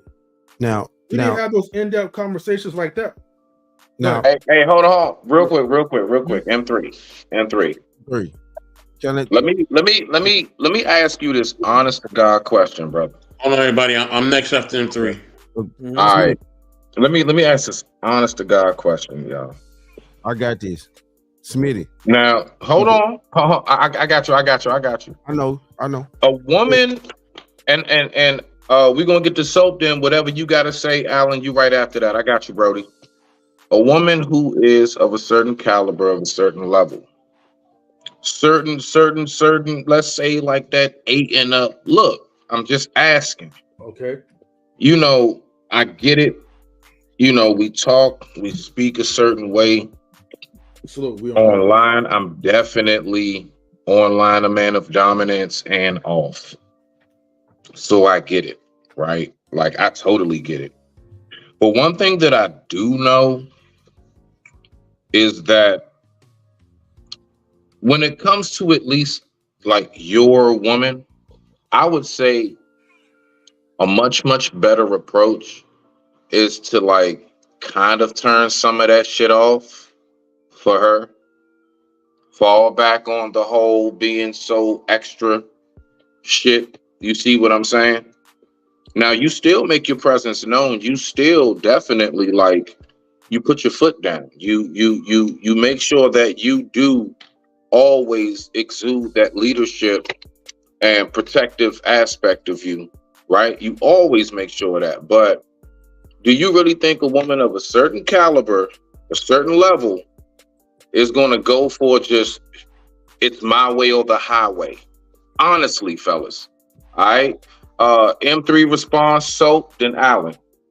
But see, people are missing the point. See, you don't have to even approach in that type of manner. I'm just saying it's through your actions.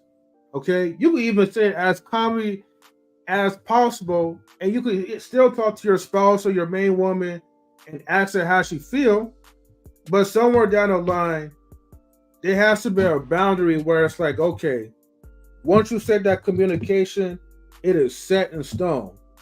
So if I break the communication, if I cross that boundary, then that's all on me. Then I have to suck it up and take the responsibility for me breaking that communication barrier.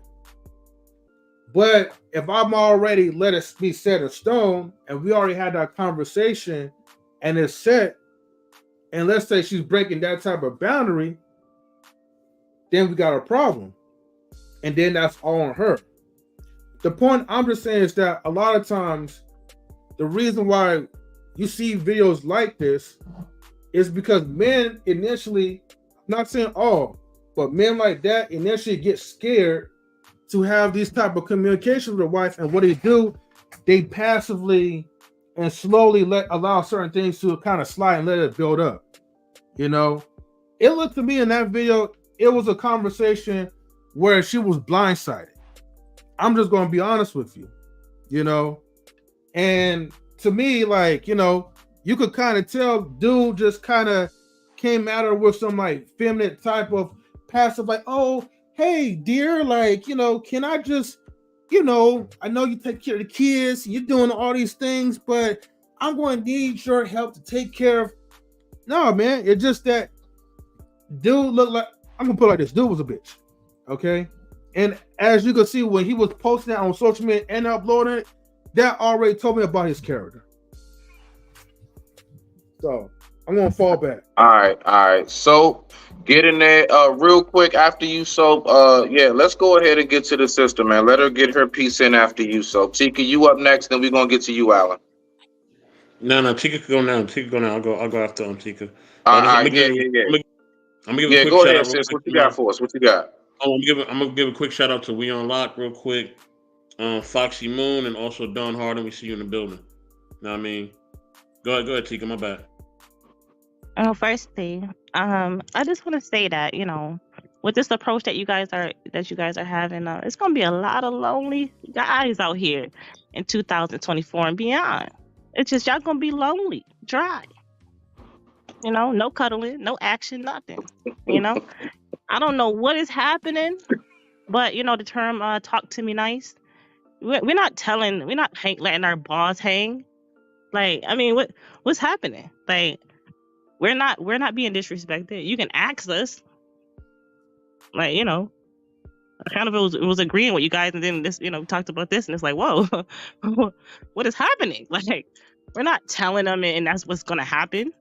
Like, so back to Cindy's question, like, communication is very effective. Like, and when you communicate, if it's not respectful, it's not effective. All right, you're not gonna come in a house and be like, oh, and by the way, you gonna take care of my fucking grandmother? No. You're gonna bring that down some.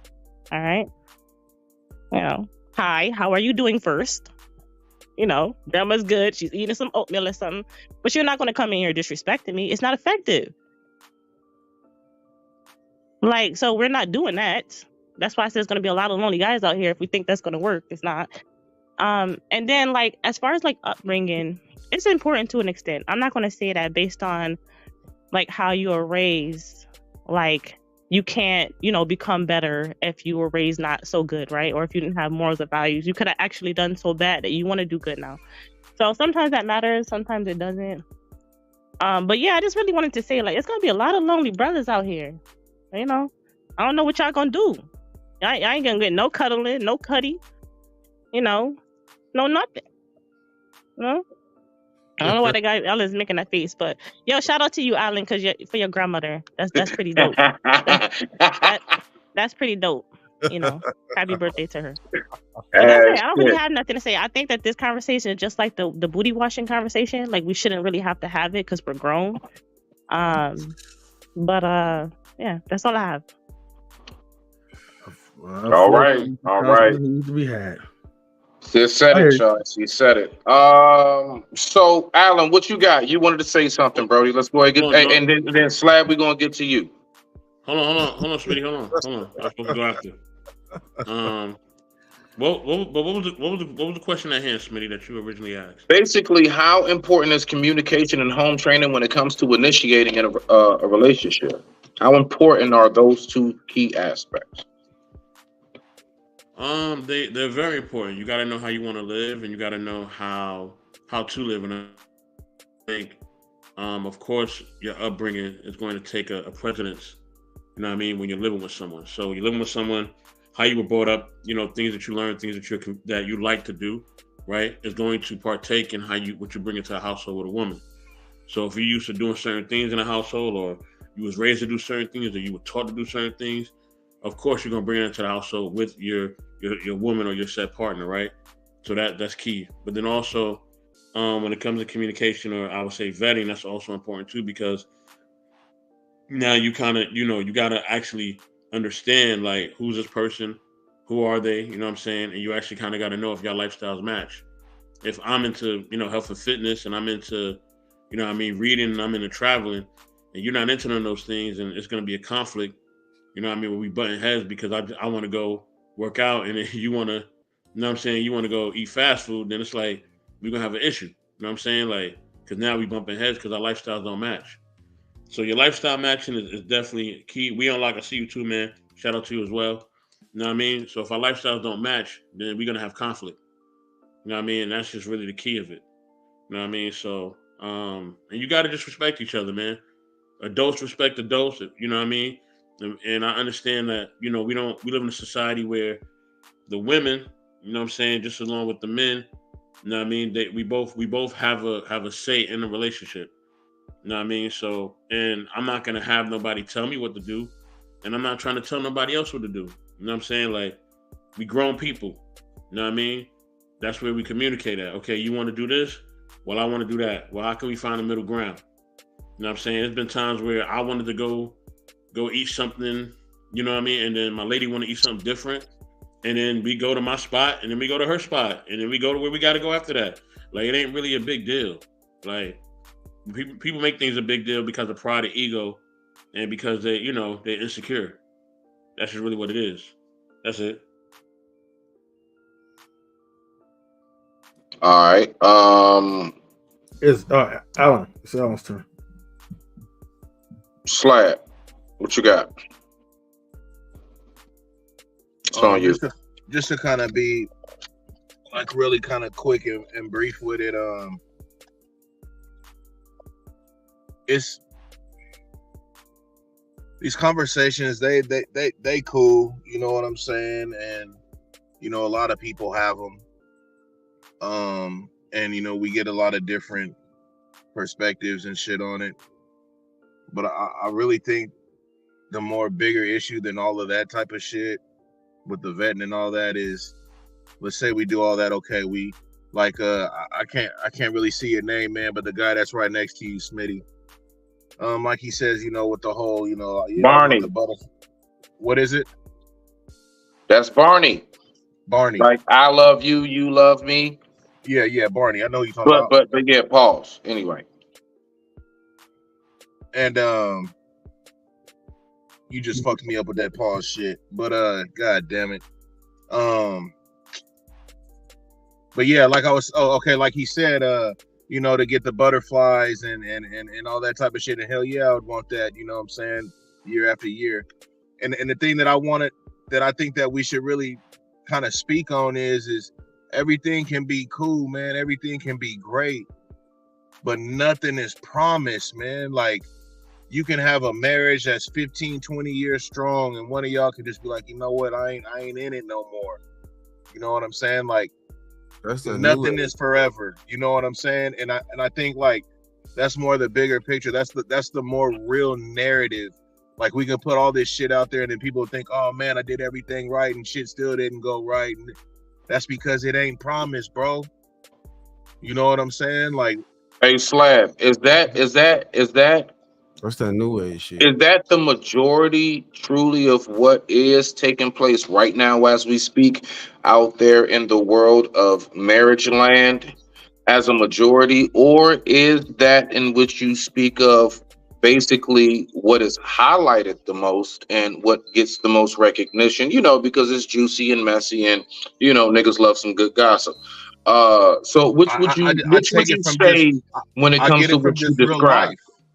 I don't get it from no type of graph, no type of none of that. I just get it from just real life. People I know, family members, shit I done been through. You know, you can do all kind of things, man. Things start off really well, and you know, just sometimes people may not be in it. Sometimes somebody can come along and sweep them off their feet or something. I mean, there's so many different scenarios. I don't want to go down a rabbit hole. I just think those are like more of a stronger conversation than on trying to get somebody, because to be honest, man, we can lightweight get somebody, you know what I'm saying? Like, in all kind of ways. If you paying, if you know, you can get somebody, but if you want real, you know, real deal, you know what I'm saying? I don't want to say love, but you know, real deal companionship and all that type of stuff, man.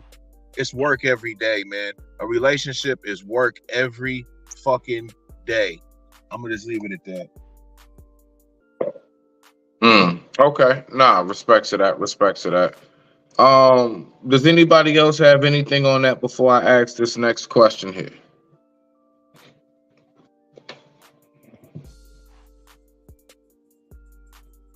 Okay, let's go ahead and rock out. All right, Barney, we're gonna start with you. So curious on this part.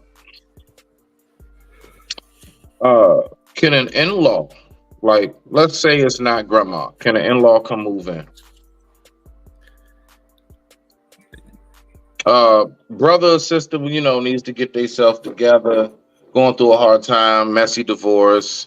They're gonna come stay with us for a bit. Can an in-law come move in? You mean I mean, it has nothing to do with health. Sorry to let you down, Smitty. There's no steadfast rules on all of this stuff. And like I said before, I'll just reiterate on that video. You don't know what that woman's doing. I don't like simping for women. I do not. But that dude could be worthless. Like I said before, I'll say it again. You're doing beautiful tonight, sir. Keep up the good work. He's blasting all this stuff out. She could be bending over backwards doing all the work. What's the in-law going to do? Is he a drunk? Why does he need a place to stay? Did he just murder 10 people? Is he on the run? Does he have drugs? Is he hiding guns? Is she a prostitute? Is she going to be tricking it off and bringing John to the house? The answer is no. There's no. Sorry to let you down. It's not a black or white question, Smitty. It's gray. You know, and what's the relationship like? What is the relationship like? If my wife, lol, is, you know, on good standing with Barnabas, then I would be willing to do more things for her and for her side of the family. If my significant other is in the doghouse, figuratively, so to speak, then I would be less apt to bring in her no good brother, her trifling ass sister, or any kind of the sort, or maybe her nephews and nieces. I mean, I don't want any of that stuff in the house, but you know, I might pull like a Bernie Mac. I might pull a Bernie Mac and bring in like a nephew and a niece. Do you run your house, Barney?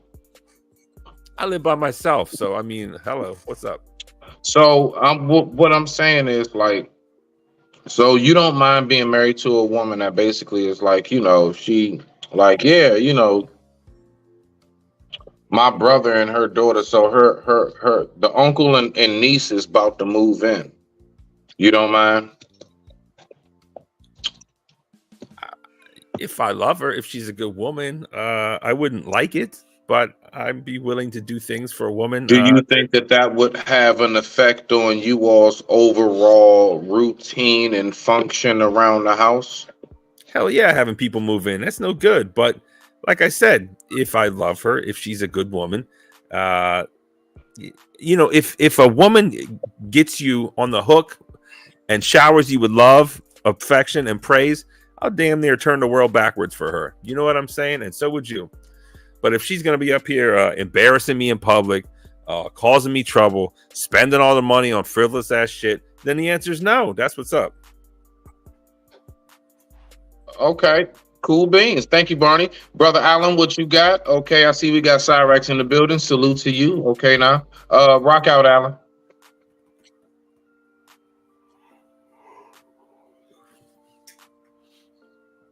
No. Real talk, I suggest any man in the 21st century, you know what I'm saying? Listen, look, man, we all need our own places. Any man, we need our own places to make our own rules. And that's something that's not been happening en masse for men for a long time now. You know what I'm saying? I hate to hear a brother that's, you know what I'm saying, being under a roof of a woman. Like, her name is on everything, and you know what I'm saying, his name is on nothing. He has no control in those situations. In today's society, where we have this overwhelming feminist movement that has adjusted men to a very low level, to where, you know what I'm saying, like, you know what I'm saying, we are basically bottom of the barrel. But the thing of it is, you know what I'm saying, what the brother said, like, it's no way that you could be a man without having your own. And I suggest every man do so. And everybody wants to sit around here like it's control, this and that. But yes, it is though. It is though. You as a man need to have control of your life before you allow other people in it. And it makes the best thing for your life, because we as men, we all know. Let's just keep this real. We as men, we all know. We mean the best by society. If that wasn't the case, society would not be built the way it is. Think about it. Men, we build the structures, we do things, we do everything that needs to be done to provide for the women and children on this planet. We do everything that needs to be done to provide for the women and children on this planet. If we were selfish as men, if we were truly selfish and greedy, overwhelmingly as men, the women and children will be obsolete. If we were truly selfish beings as men, because we can do so. We can be that way. But low key, we don't want to do that innately, because we want our children. We want the women to, you know what I'm saying? We want women in our lives. We want families. We want stability. That's just a man's nature. Society wouldn't exist the way that it is nowadays if men en masse did not want stability. Think about how it is from thousands of years.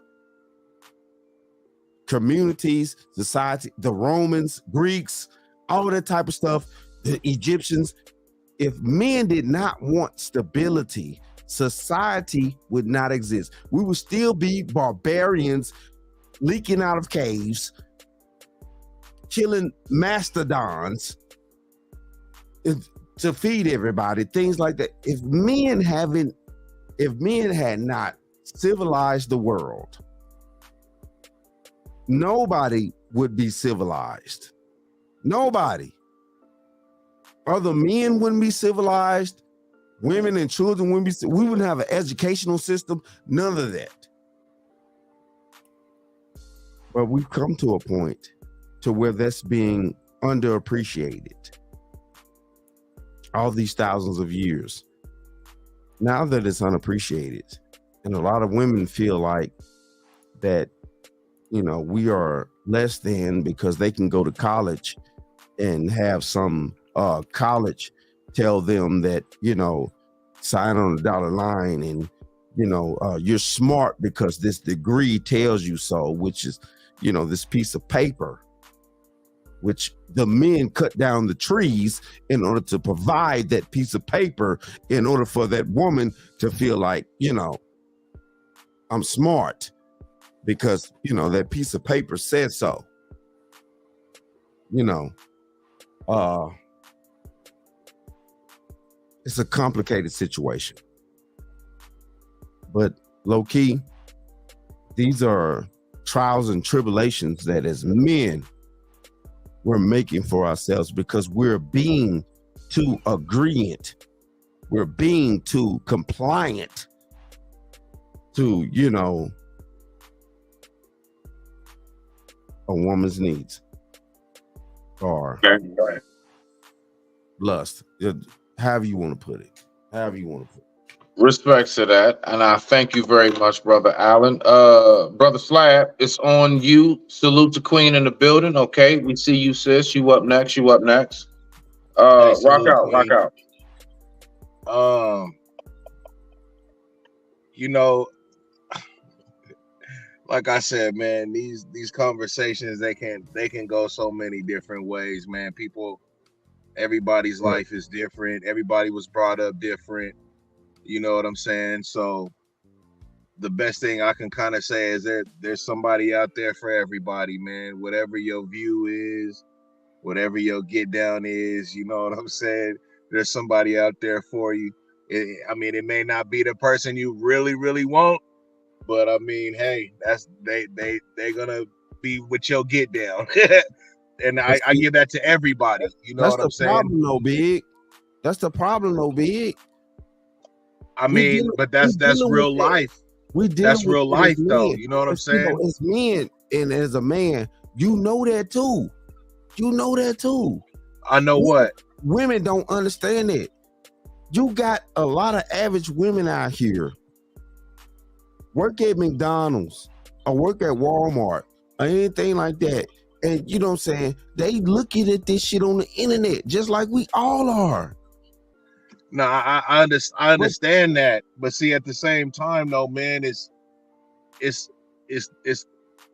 crowds and the people you be around and the situations you be around. Like, I feel everything you saying, bro, but you know what I'm saying? Like, just how you say there ain't no women that'll go for certain situations. I know some badass women that is fine and got stupid loot, and I don't want to use the word submit, but they be all for what they man, you know what I'm saying, is trying to do and uplift and shit. Like, there is women out there like that. I can't put that stereotype on all of them when I know a few that, you know, is down like that. And that's why I don't put a stamp on nothing. You know what I'm saying? Like, let's say it.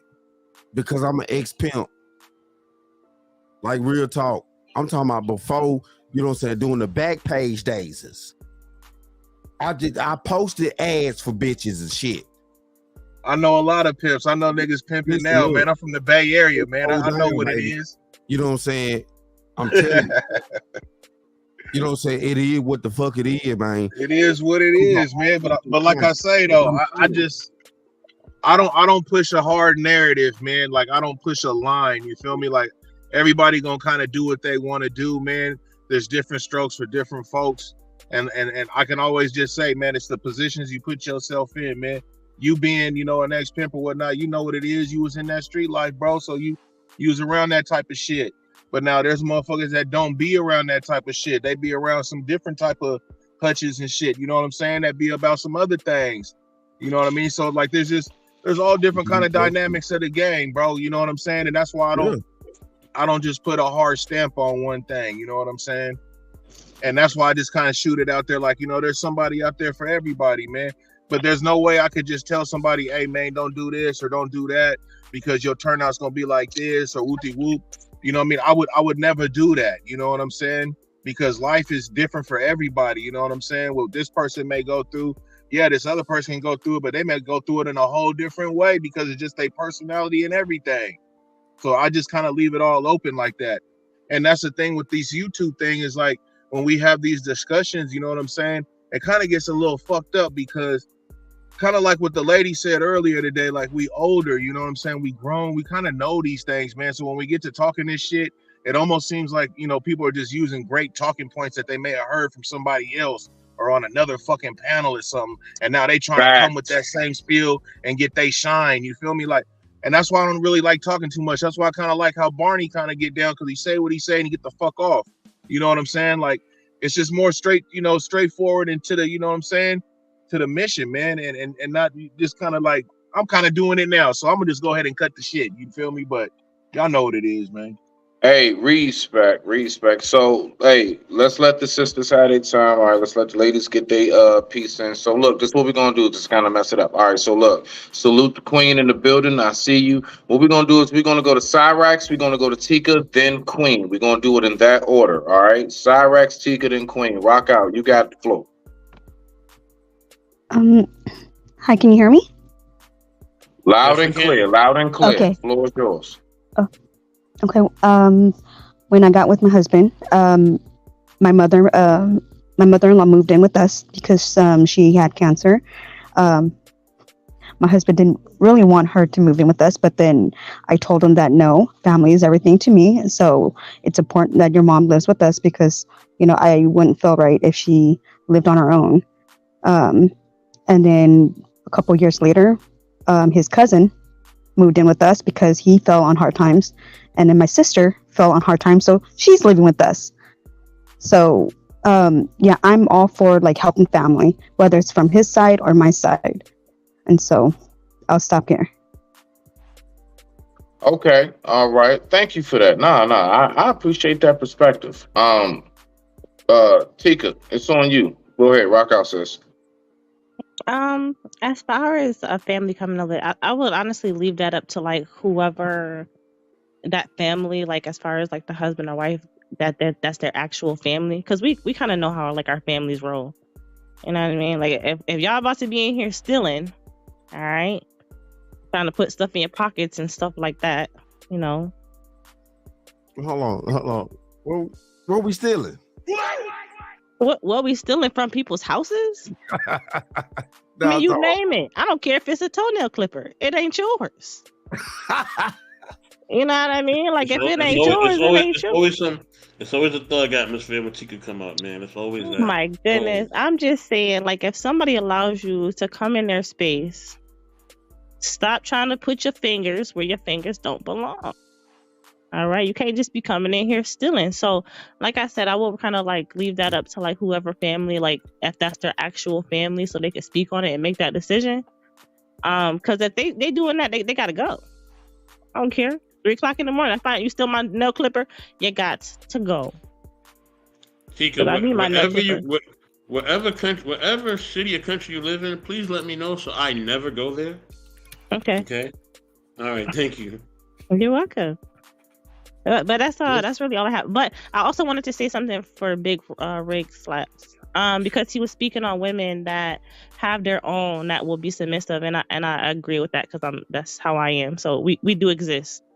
All right. So there you go. There's proof. Yeah. No. Okay. I need. Or wait. When is my turn, Smitty? Your turn is after Queen. Okay, you can tap because the floor will be open after Queen. We gotta let her get in too. No, he's after me actually. She just talked. I thought. Oh no, there's two queens. There's too many queens up in No, there. no, Okay, no. got it. My No, bad, my it's bad. No, Queens no. and it's So me. you always be on your. You ain't got shit to say. Chewing. But all right. Okay, cool. You after Queen and Soap. You after Soap.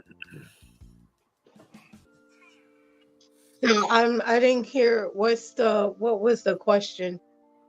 I just Okay. So joined the in. question. Well, do you want to respond to the original topic, or do you want to respond to the question? Because you know, I'll go ahead and give you that because you you just can give coming me in. the question. It's fine. All right, cool. So the question is, how important is communication and home training when it comes to initiating a relationship? That's on the top of the list. If you ain't got communication, you don't have nothing. I think Okay. that's why so many relationships fail, because people have uncommunicated expectations, and then when a person fails them, that's when the problems hit. If you don't communicate what you need, I'm not a psychic. If I was, I'm in the wrong field. I should be making a lot more money. But I can't read your mind and figure out what you want. I mean, there are things I know that you like, but if you don't communicate what you need, I think it's a problem. But were you guys also talking about family, living with family? I think that's what they were talking about. Yes, that's what I was saying about the original. Yeah. So how do you feel about, your husband comes to you, he has a phone in your face. All right, I'm just going with the scenario we got. He has a phone in your face, and he's like, "Hey, grandma's gonna move in." Queen says what? When's she coming? There we go. That's how. Okay, now. That's how I Queen, grew up. you golden, Queen. God damn it. I mean, but that's how I grew up. My mom's parents, well, yeah, they were older, and as a little kid, my mom worked during the day, my dad worked at night. I have 5 siblings, and the grandparents couldn't take care of themselves, so the other siblings, like, who's taking them? My father was like, they're coming to live with us. My father told my mother that. And Some shit ain't no went and fucking picked them debate. up, and he cooked for them. I helped comb my grandmother's hair. I read to her and my grandfather. He took care of them. He fed them. He bathed them, and and they passed away under their care in my house. So that's not a question. Like, when we become one, that means your family's my family, and your sister, your brothers, those are my siblings. That's Whether how I like them or not, they're still my siblings. That's And how it's supposed to be. So, But yeah. you know what I'm saying? When we get into this 21st century way of living in life, and as we all know, you know what I'm saying, the family dynamic, especially amongst people of color, like we are, you know what I'm saying, or whatever. Family, period, in America is on the decline. Whether it be white, black, Indian, whatever. You know what I'm saying? Family in America is on the decline. And that's our problem. We don't have a strong structure over here in America.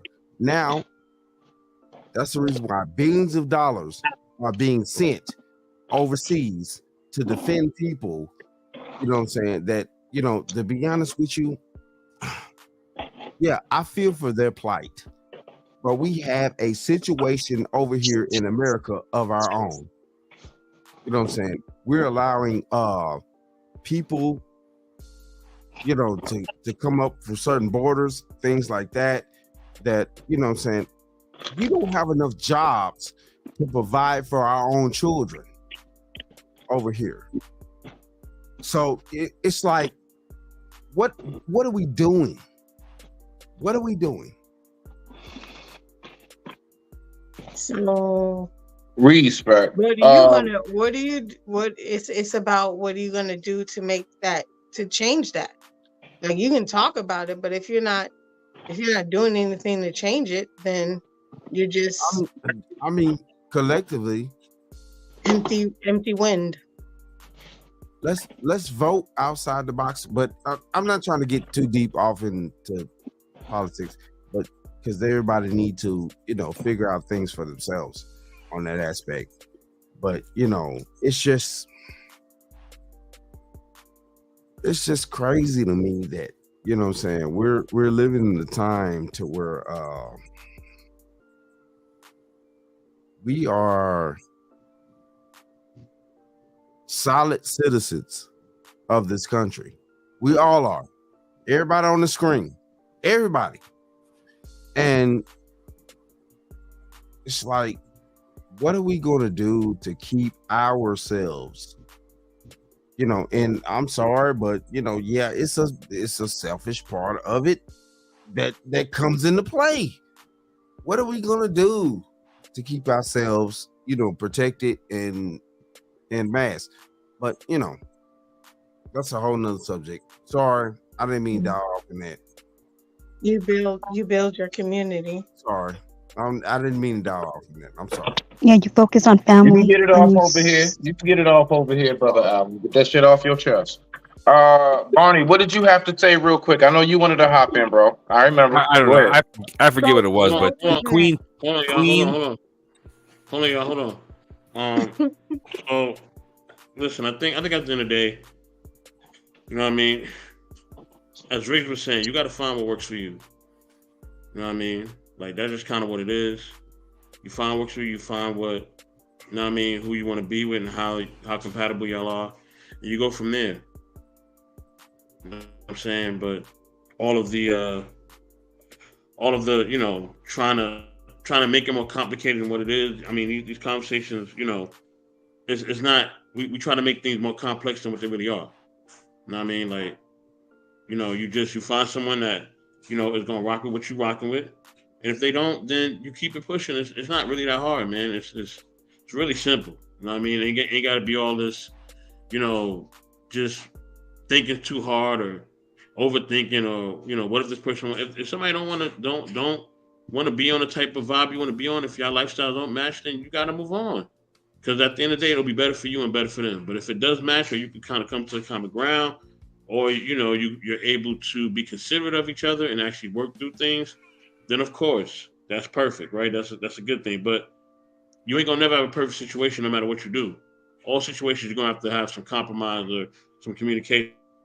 So is it easier to stay or go? Is it easier to stay or go? So I'm talking about long term. I ain't talking about you've been dating. I'm talking about possibly y'all got shit over each other houses and or live together with a child. Is it easier to stay or go? Depends on the situation.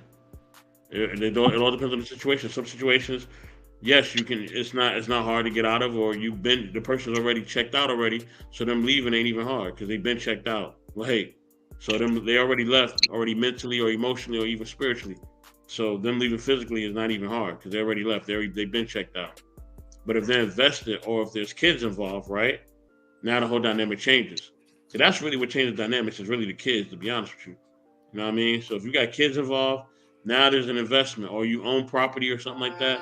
Or you have different things that you have owned or you're doing. Yeah, you know what I mean. Like now, somebody got to mute up if they got something in the background. All those things make a difference. You know what I'm saying? So, yeah, it all depends on your situation. But if you're already like I said, if you're already clocked out already, you know what I mean, internally, then you leaving ain't hard. But if you haven't and you invested, and your emotions are invested in the kids and in the homes or in the businesses or whatever y'all got going, then yeah, it's gonna be kind of difficult for you to leave.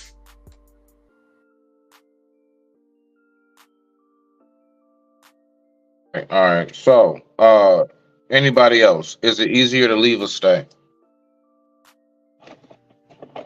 You gotta go to midlife. Midlife is next after me, dog. Go rock out. Yeah, I forget what I wanted to say. I just know I was triggered by Queen Tika. Why were you triggered? Go ahead, rock out. She's up here. She was saying it's going to be what? Nah, she's saying all this slick kind of stuff about men. She's trying to speak up a little bit. I hear her. She's not cammed up. So she must be hiding or something. But I hear all this slick shit you're saying about men. I'm not impressed with it. I don't know, who hurt you? I guess I should ask before you ask me. I don't know what the problem is. You want to like puff up your feathers a bit. Okay, you got my attention. So you're on the watch list. So you better watch it. That's it. Thank you. Tika, you got a response? No, not Ain't at got nothing all. to say. Like, I felt like that was like really ridiculous. But I am gonna say that. Guess what? I'm not single, so I must be doing something right. Have fun tonight, though. Listen, you might as well be single, because if I was your man, I wouldn't let you on these shows, right? What are you doing up here? Go make your man a sandwich. Prove it. That's it. All right, I'm good. We can end it there, Smitty. What's the next question? Now that hold on, because I'm sorry, brothers, but one thing that we need, in today's society, man, like seriously, in order to understand and to keep trying to figure out things, we need these women to talk. We need women to talk. And we need certain women that can reach outside the sisterhood to, say what they need to say and things like that in order for us to figure out certain things. Now, I'm going to tell you, because shit is different. It's different than what it used to be 30, 40, 50 years ago. It's way different. We're different as men. Women are different as women than it was all those years ago. And we know this now. You know what I'm saying? All y'all men, y'all know this. Well, if you're old enough. Like seriously. Y'all know this. And we need to understand some things. We need that information. My question is to the ladies.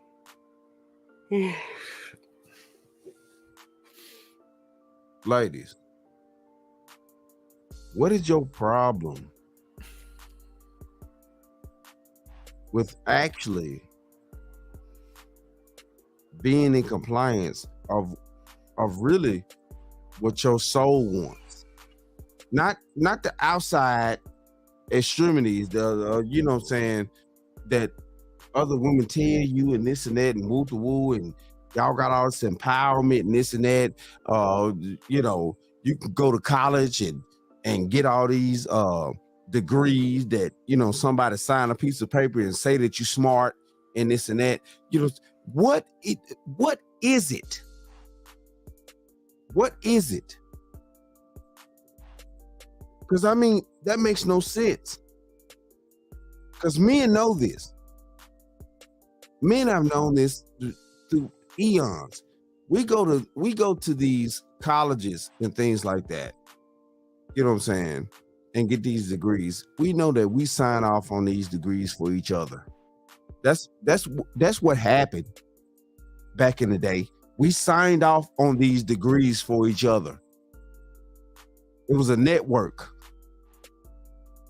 And you know what I'm saying? That's how hierarchies got, you know what I'm saying? Hold on, Brother Allen, are you saying that most of us didn't deserve what we got? No. Okay. That's not what I'm saying. That's not what I'm saying at all. It was a lot of work got put in for those degrees. But the thing of it is that though, the educational system is based off a certain level. You could be an intelligent human being. To be honest with you, Warren Buffett only had a 7th grade degree. He didn't graduate high school. He didn't graduate college. Warren Buffett. You mean 7th grade education? Yeah, got you. My bad. Okay, right. Okay. I got you. I got you. I call Smitty, it, come on, but man. it is what it Smitty, is. come on. Look, words matter. Okay, words matter. All right, rock out, Alan. Smitty. That's true, brother. I can't deny that. But you know what I meant, though. Warren Buffett did not even graduate middle school, because 7th grade is middle school. He barely graduated middle school, and the richest people on the planet don't graduate these super colleges. They don't go to Oxford in England, and they don't do all this and woo-to-woo. The richest people on the planet have networks. They communicate with other people that put them in the regions to where they can actually gain the knowledge and gain the resources. Low key, So, Alan, we've all been I'm sorry, fooled to think that college is. You got it next, Cyrax. Go ahead. What you got? Yeah. no, I was just going to ask Alan, I was just going to ask him, are you saying that you don't want us to go, to be educated? No, ma'am. No, ma'am. Because I push my daughter to get educated. I'm paying for her college right now. So, you know what I'm saying? I do that. But, because I know what day and time we live in. It's different. But, yeah. So are you saying that the more educated we are, the more like out of order we are? Is that what you're saying? To a degree. Because, to be honest with you, the mass education is orchestrated, is structured. We're not learning what we need to learn as human beings on this planet. We're not. Why do you think they're taking certain things out? Listen, let me ask you a question. All y'all a question. How many of y'all remember growing up in school and learning photosynthesis? What does that mean? Photosynthesis. I do. Yeah, when the plants pull towards the sunlight, it's the growth of the plants basically in a flaming form. How many of you all have learned how to grow plants in school? We used to be taught that. Just like we used to be taught cursive writing. We used to be taught a lot of things. Nowadays, what are these children being taught in school? They definitely not being taught how to grow food for themselves. Though that is a vital thing. That's a vital tool in life, to learn how to grow food for yourself. But do you not think that corporations don't look at that as that will be, listen, like you got to remember how business works too, Alan. Like I get what you're saying. No, just hear me real quick. Hear me. I get what you're saying, but that really does, although a lot of us feel that way, that's not how corporations and businesses are ran. It's a reason why a lot of stuff don't have seeds in it now. Right. All the way down to the weed. It's a reason, bruh.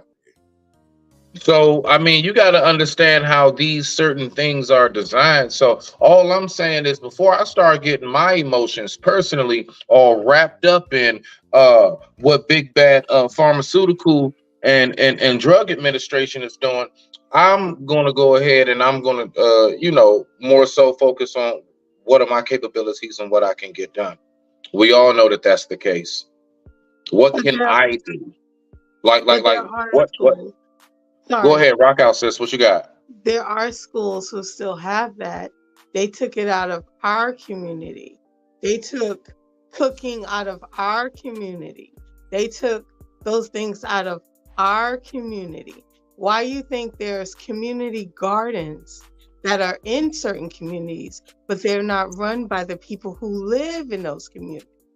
They don't give you the opportunity to do those things. So what are you going to do? Are you going to sit and complain about it? Are you going to make a difference? Are you going to be different? What are you doing to change it?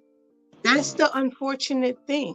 And unfortunately, sometimes just being the color that you are, if you don't have that piece of paper, you're not valued or you're not looked at as qualified.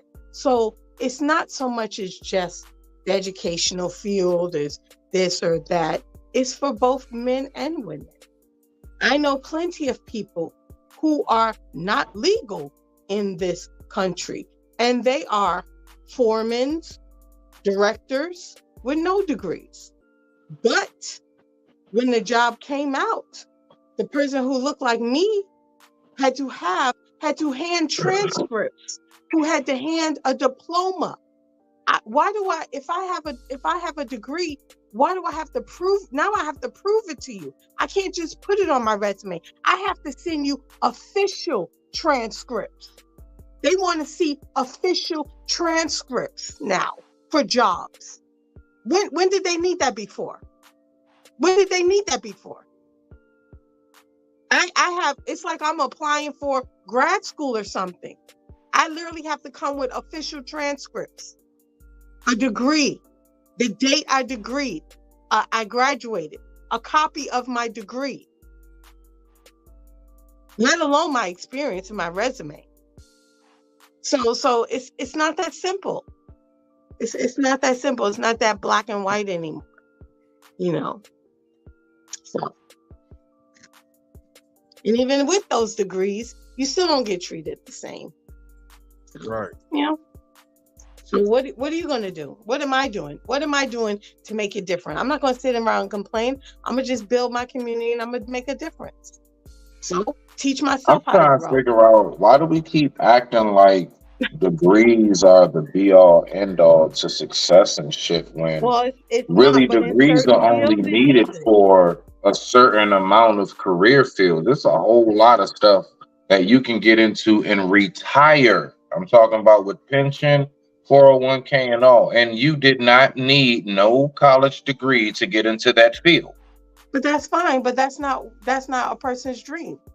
Don't knock it because Respect to that. So my dream has always been to be a social worker. I have my own nonprofit and I'm a social worker. But now you need a degree for that. Facts. In order to elevate myself, I have to get a master's or a PhD. So, and that will open me up to earning well over six figures. So, it's not so much as just because I want to do it. I wish I didn't need to go to school for that, but I did. And now I have my own and I'm doing other things, but I don't push on the youth that I work with. I don't push degrees. I push, hey, what do you see yourself doing? Now, do what you need to do to make that happen. Whether you want a business, whether you want to be in tech field, whether you want to be esthetician, whatever you want to do, what is it going to take for you to get there? No, but what's being talked about here is the fact that, a lot of sisters go to these colleges and, and I follow my daughter too on this. A lot of these sisters go to these colleges and stuff, and these colleges, present them with these degrees. And it's like, yes, you're super intelligent now.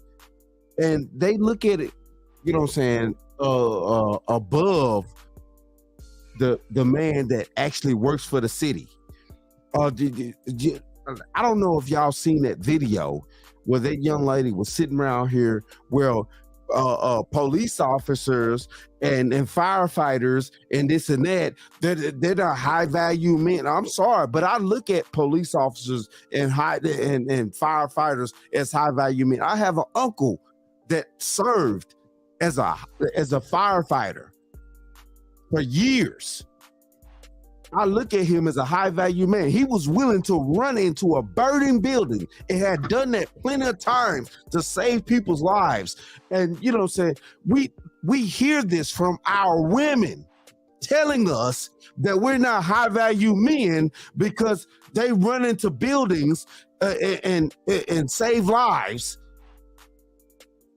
And it's like, that's not a high value man that I'm willing to risk my life to run into a burning building as a firefighter, or I'm willing to come and be a police officer and save your life, because at the end of the day, what happens is 9 times out of 10, most women, when they get into real serious situations, who they gonna call? It ain't Ghostbusters. So I mean, you know what I'm saying? I'm just saying here. Wait, don't say that. I got this. I got this. All right, Smitty, let me know when you're ready to close this out too, because I'm getting tired and this is getting mundane for me. As most of these men and women come. I'm chilling. Listen, I recognize that I was late. I'm just, hey man, this show is for the people. No, you know what I'm you saying? good. I mean, yeah, I was going to say about the next like 20, 30 minutes or so, man. You know what I'm saying? We go ahead, just make sure everybody get everything they want to say out nice and cool. I don't want nobody to ever feel like they rushed. I don't want you to ever feel like you rushed. Take your time, say what you got to say, get that shit off your chest. Let me say this, right? The problem is this, right?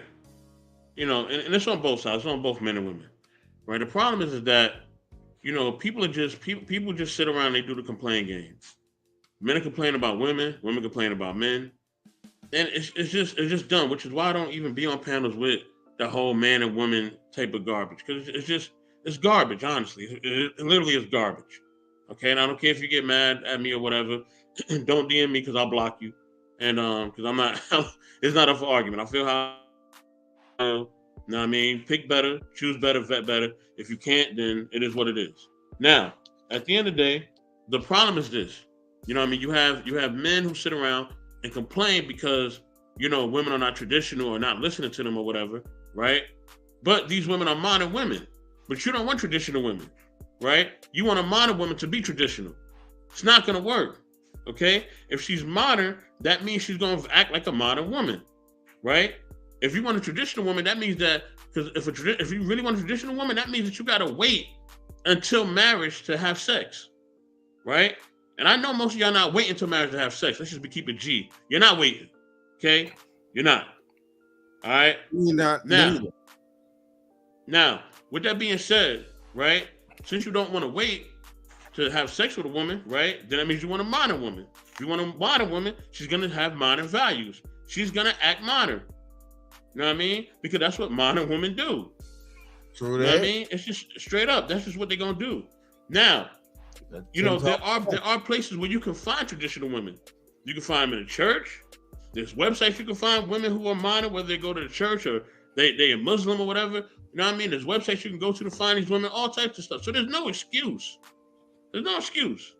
If you're looking for somebody that's really traditional, that's really gonna be submissive and, you know, follows the Bible, follow the old ways of how they used to do things. Hold on. Uh-oh, you said Bible.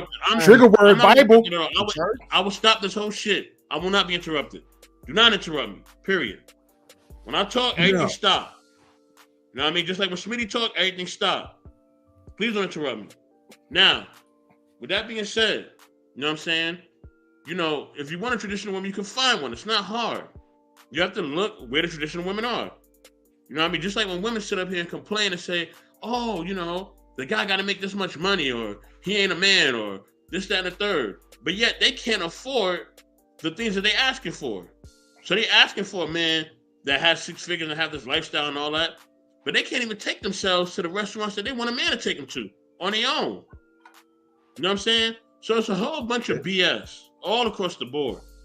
You know what I mean? And good evening to you. You know what I mean? Embrace the grace. What's good, sis? You know what the time is. You know what I mean?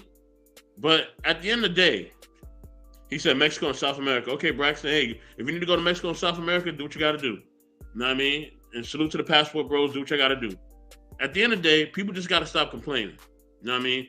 I don't want to hear the complaining. I don't want to hear that weak. That's weak to me. You know what I mean? All that complaining, all this, that, and the third. Oh, the women need to do this, and or the men need to do that. That's just weak to me. You know what I'm saying? I could be single today, and I would not have a problem at all. Period. would not have a problem. You know what I mean? Because I already know where to look and who to look to and where to look for what I'm looking for. Straight up. You know what I mean? The only people that got problems are the people who are basically trying to change something into something that it's not. You know what I mean? If it quack like a duck, look like a duck, it's a duck. It ain't a giraffe. It ain't nothing else. Stop trying to change people to what they not. Straight up. If he's a man and he ain't really providing for you the way he want to provide for you, or he ain't doing the things you want him to do for you, then try to find somebody that does. But understand, if you do that, what kind of lifestyle that person's living. If you want a guy that's making a certain amount of money, he's gonna live a certain type of lifestyle. So that means that he probably gonna have more than one woman. And if you're okay with that as a woman, then do that. But if you're not okay with that, then find you a guy that probably works a regular job and does regular things, because you're a regular woman just like he's a regular man. You want to take you to Roof Chris, but you can't even afford Roof Chris yourself. You know what I mean? And that's really the issue. Everybody has all these standards, and they can't even live up to it themselves. So that's really the issue, and that's really the problem. That's all I gotta say. Preach. Slow clap. I can dig that though, bro. BP, what up, baby? Slow clap. I can dig that though, bro. Okay, all right. PA, my man, I appreciate you. Okay, now salute. What you got for us? Pull up. Can you hear me? Yeah. What you got going in for us, order PA? or out of And then we order? also got. Hold on, who's this? Angels. Great Pill Podcast. Oh, Great Pill. Yep. I see you down there. Respect. Okay, so we're gonna go ahead. We're gonna get the Great Pill first because he pulled up. Then we're gonna go ahead and get to UPA. Go ahead and rock out, Great. What you got for us? No, I think 84 said everything. Well, first of all, what's the topic about overall? The overall topic was about basically you're the husband, you have a wife, and grandma needs to move in, and instead of putting her in a nursing home, you decide to let her come stay with y'all, and wifey is not having it. Great Pill does what?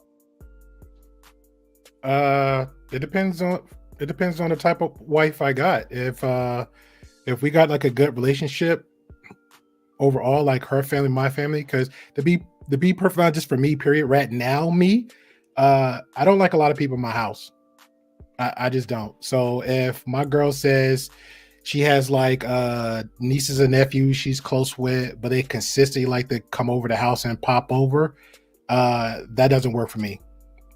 So I have to respect her too if she had the same standards on my end. But if it gets to a time like, I can tolerate people for the most part to come in and chime in, and she can too, then it'd be a conversation. But if grandma's like sick and needy, we would just have a conversation. Do we have the funds or do grandma have the medical benefits to say, hey, do we chose to, come out of pocket and, have a bigger house or another room to have grandma in, have some kind of nursing aid to care for her? Because that's what happened with my grandmother. She was sick and ill. My mom had her own life in one state. My uncle had another life in his own business in another state. I was in another state. Financially, I couldn't take care of her, but the responsibility was on between my mom and my uncle. So what they did was they spoke to my grandmother about it. She pretty much said she was old and stubborn. She was like, heck no, she don't want to leave out her house. She don't want to go nowhere. So They provided a health aid for her. That lasted about a year. And then she wasn't living up to the rules that was going on to keep up with her health. So the next stage was, hey, we got to put you in a nursing home because we can't uproot you and take you to our place because, they're very active. So they couldn't always like keep an eye on her like the health aid was doing at her house. And then the nursing home was the best fit. So they took her there and she was there ever since. Now, when the time she relocated there, I moved into the States closer to my grandmother and I was constantly visiting her all the time. So I would like just treat her room like it was her place, lay in her bed like I do at her place, or lay in her chair, just hang out with grandma because that's my grandma. So that was it. So she was always there to the day she passed away. I was the first that was there with her when she passed, and my uncle and my mom fell in through, and that was it. So it depends on the situation, the circumstance, to certain people. A lot of people can't make it just black and white. Like, oh, grandma's not Stan, grandma is Stan. I'm the man. Listen to me. It really doesn't work like that. It's really a conversation of just a situation. Because mind you, at that time, I'm speaking for myself. This is my experience. My mom was I'm trying to remember, because I don't remember if my dad passed away that time or not. But it's just a lot of situations with the circumstance at hand. So that's why I leave it with that. But as far as just moving forward to what 84 is saying, I'm with 84 now. I really don't even like to speak on the spaces because it feels like a nasty staying stigma. You know what I'm saying? It's like if somebody call another guy something which you know he's not, which most women do in the real life. I don't want to use that in the virtual space, but it's like you kind of stuck with that. And it's like it creates a weird little echo chamber. So I don't really try to talk too much of the spaces. I try to like keep it more of real life situation versus virtual situations. And I agree with 84 in the fact of like, you know what you want, but you can't force somebody to be something that you're not. The same thing with women. And we have sisters or we have aunties or we have mamas, grandmas, a female, we have women in our family. You know, and if something comes off and they say something a little sideways about their experiences or who they dating, us guys, we kind of know instinctively if that guy's an F boy or he's messing around or he's doing some dumb fuckery, we'll pretty much call it out right then and there. And we're like, I don't know. Look at this, ask this, say that, move a little bit differently and see how he responds to that. The same way women would say the same thing about us if their counterpart will have these same conversations. So we know where to look when we want to look. It is funny, like how we go about doing it. Like if we all, like say me, 84, M3, or even you, Smitty, we all go hang out at a club. My intention might be like, yo, I'm just gonna hang out with the boys. Your intention is like, yo, you know what? I haven't had a baddie in 3 months. Let me go see if I can pull a number. You see what I'm saying? So it's like people can't be always like putting this whole one conspiracy theory in a weird little bubble, but it's the virtual age. So you got a lot of weirdness in that. So I try not to speak too much of it. And I'll leave it like that. Thank you. All right, thank you for that. PA, man, hey, good to see you, my G, always. Go ahead, rock out, PA. What you got for us? You looking for? Yeah, man. I had to pull up on the show. I just got off the road. I had to come in from my hometown. I had to drive into Houston. Y'all still rock. Y'all still on. So I pulled on up. Anyway, hell no, them relatives can't come over, man. They can't come over. I don't want your crazy senile grandma trying to put the cat in the oven and trying to bury the puppies outside, talking about they ain't moving.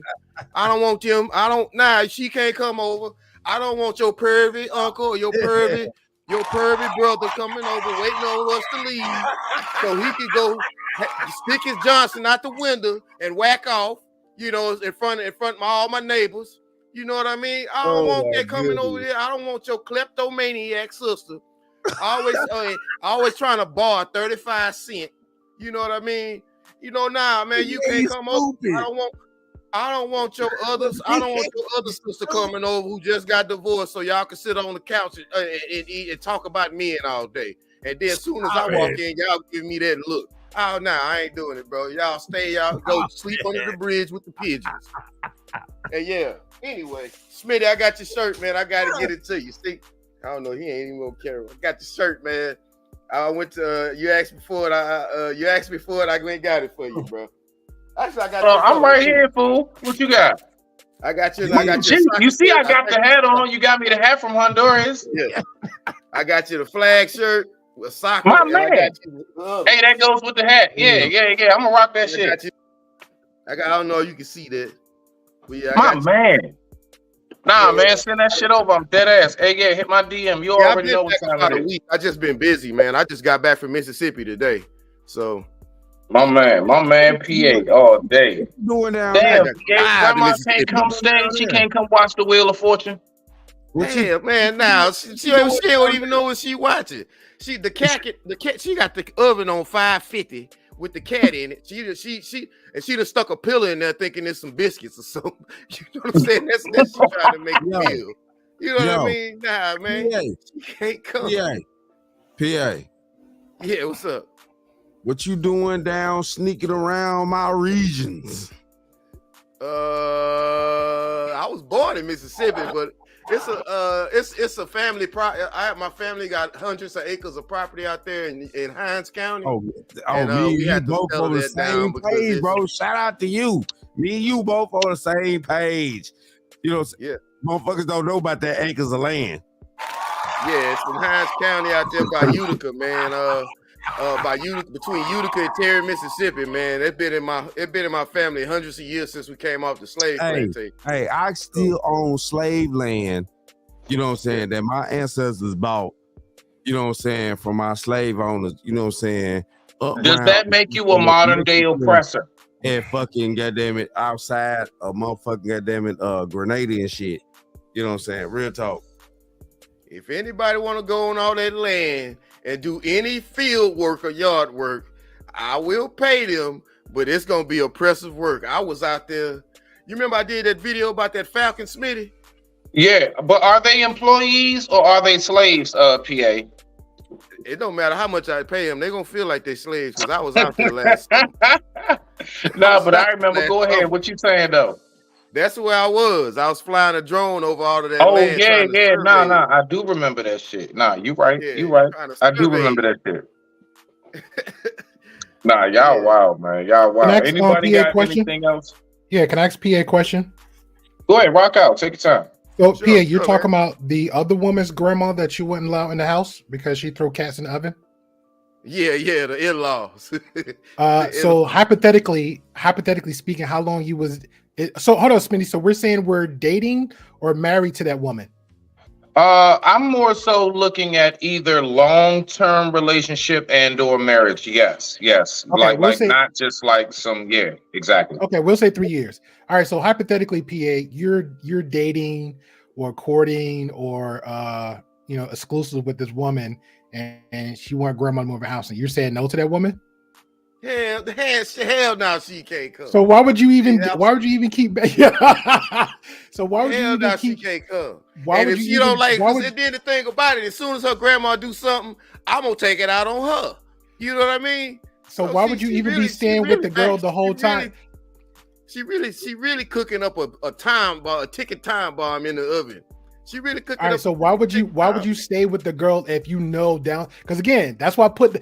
Thank you, Smitty, for clearing it up. That's why I put a time limit on it. So you either married or 3 years with this woman. So if you know that woman within 3 year period want more than you than just sitting there like, hey, it's just us two as a person, and grandma's still around, and 9 out of 10 times grandma can get sick, so she's gonna need her man to help her out.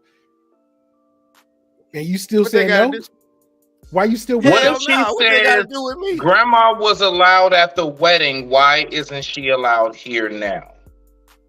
That could be thrown in your face. Correct. Grandma was allowed at the wedding, but I had a bunch of my partners at the wedding too. Can they come? Well, the partners ain't grandma. Partners isn't flesh and blood. Grandma ain't friend. That hoe ain't no kin to me. Grandma is flesh and blood. What you mean? Ain't no kin to me. No, PA. Sorry, but you know what I'm saying. When we talk about family like time out, you know what I'm saying, at the end of the motherfucking day, you know what I'm saying, that 10-toe down like time out, you know what I'm saying, shit, family. 3 years, Alan. He been with this woman 3 years. That's not my mama and daddy mama. That's her grandma. You secrete your blood off of your wife. When you secrete your blood off of your wife with your semen, you know what I'm saying, you start a family. Ain't no what to it. When you secrete your blood off of your blood is your semen. He didn't have babies with her. I start a family. You secrete your blood off of your wife, you know what I'm saying, you start a family. So she wait till my child. She need to wait till our child get their own place and then let grandma go stay with great grandson or great granddaughter. Yo, I ain't gonna lie, Pierre, you heartless, bro. That's my children's blood, not mine. You are heartless. I think you need to stay single and just have side chicks. No exclusive women should be in your future. Just be honest. That's kind of what type of time PA is on. Oh, okay, as long as he honest. He makes his runs. He damn sure make his runs. This the point. Don't sleep on my man. This the point. That's the point of how men are also different, but understand things at the same time, though, too. This is what women don't understand. You know what I'm saying? That's the reason why I get at me. These women out here, they'll sit around and be like, okay, he'll have sex with me. So yeah, he obviously liked me. No. Just because a man will bend your back over, bust you up, put your head upside the backboard of that fucking goddamn bed, that don't mean he want to fucking keep you. And a lot of women nowadays don't understand it. And that's a prime example. Thank you, PA. Thank you, Pills. Real talk. That's 10 toes, motherfucking die. Look, I need women to understand, and I'm not the only man that has done this, ladies. Oh Lord. And hey, Grace, by the way, No, I saw you coming. You telling the truth. Look, I've had sex with women where only thing was touching them was my Johnson. Right. My hands weren't touching them, my none was touching them, but my Johnson. And a damn That's soul it. count touching What's that supposed to mean? And I ain't the only one. And What's I've that had supposed to sex mean? with women where I was moving so fast it looked like I was disappearing. You wouldn't even seen me. I would look like Hey, with your hands tied behind your back, nigga, what's going on? What the fuck? Is this to see how big? This to see how alpha I am with sex conversation? Like we're. I'm just saying. Okay. So ladies, This is don't think y'all wild. trying to cuddle. This is absurd. We ain't trying to kiss you and cuddle, and we ain't looking in your eyes. And I'll She have my feels head dead nothing up in but the seat. Johnson. Seriously? You don't grab a titty. You don't suck a nipple, nigga. Nothing. You just Man, I was hoping I ain't even hit the side of that thing. I was going straight to the whoop. Oh yeah, I'm right where I need to be. Public service announcement, ladies. Perfect public service announcement. Well, just note that PA won't be smacking that ass. Hey, I ain't even mad at you though. Apparently that's how, you know, this is the diversity in which men can be. So only thing I will say to that, ladies, is shit, I ain't got much ammo. Listen, only thing I got to say to that is men do think very, very differently. We're not all the same, and we're not as, you know, because like I like to say, I'm very complex to my simplicities, right? So I do believe a lot of men can be that way. So what the brother PA is saying is not so far fetched. Okay, all right. It's just the simple fact of maybe a lot of women probably wouldn't understand because he's speaking, you know, from a man's tone and authority. It might be something where most men can relate to. That sometimes happens. All right. I want to get to the ladies off the no bull. Any of the ladies, do y'all got anything to say from so far what's been talked about? Make sure we get y'all in here. I don't want y'all just, you know. Yeah, we do want to hear. Yeah. Rock out. Please. Ladies. Okay. I was gonna say, to Alan, like I understand that you want, women to be traditional like the old days, but then you have to sort of realize that in America, we value individualism and money, and because in this day and age, you need money for everything. Unfortunately, a modern woman can become, traditional, in the sense that she'll cook and clean for your family, but then of course you have to provide a sense of security, and I'm not talking about a lot of money. I'm a very modern woman. I call myself like a progressive, but I'm a stay-at-home mom, and I cook and I clean, and so I feel like that, like, you just have to find a person that has the same value as you, someone who values family, and if you are able to find someone that values family, then I feel like everything will like fall in line, if you get what I mean. And that's it. I agree. Can I really speak right here? Mm-hmm. Now, X, I'm gonna tell you something that is not really talked about a lot. It's not that a man wants a woman to just necessarily cook and clean, things like that. Listen, look, when we go over a woman's house, if she doesn't have her house in order, and I've been there plenty of times, I've been over plenty of chicks' houses, it's shit all over the place. Man's house too. Hold on. I'm dead fucking serious here. Me too. This is serious. You know what I'm saying? Listen, look. Because you have a womb, if you don't keep your house clean, we can't trust you to keep your womb clean. Man has balls, clean house. Talking about real talk. That's 10 toes motherfucking down. That's how we feel as men. And I'm gonna tell you something. You know what I'm saying? It's not just about cooking and cleaning. Yes, men, we love when our women cook for us because it's a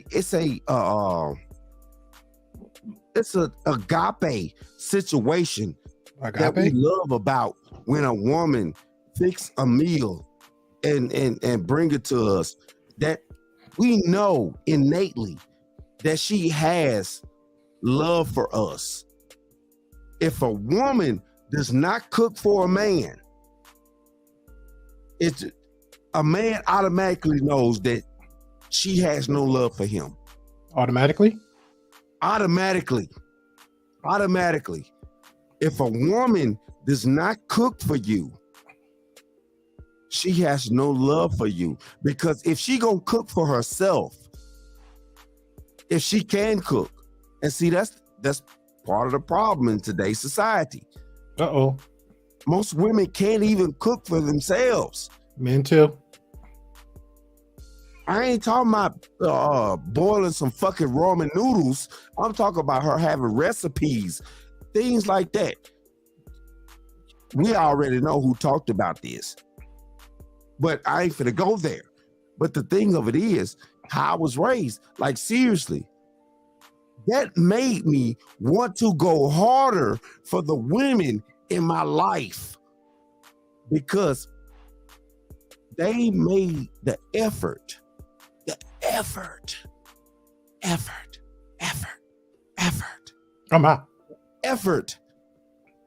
to learn certain things and maneuver a certain way in order to feed me properly, to keep me nourished to where I can go out and fight the battles. We're still at war. The battles? We're always at war as men to go out in society and fight the battles that need to be fought in order to win the war, to bring home the spoils of war to our women. Real talk. May I respond to that, please? You got the floor, Great Pill. Rock out. All right. Gracias.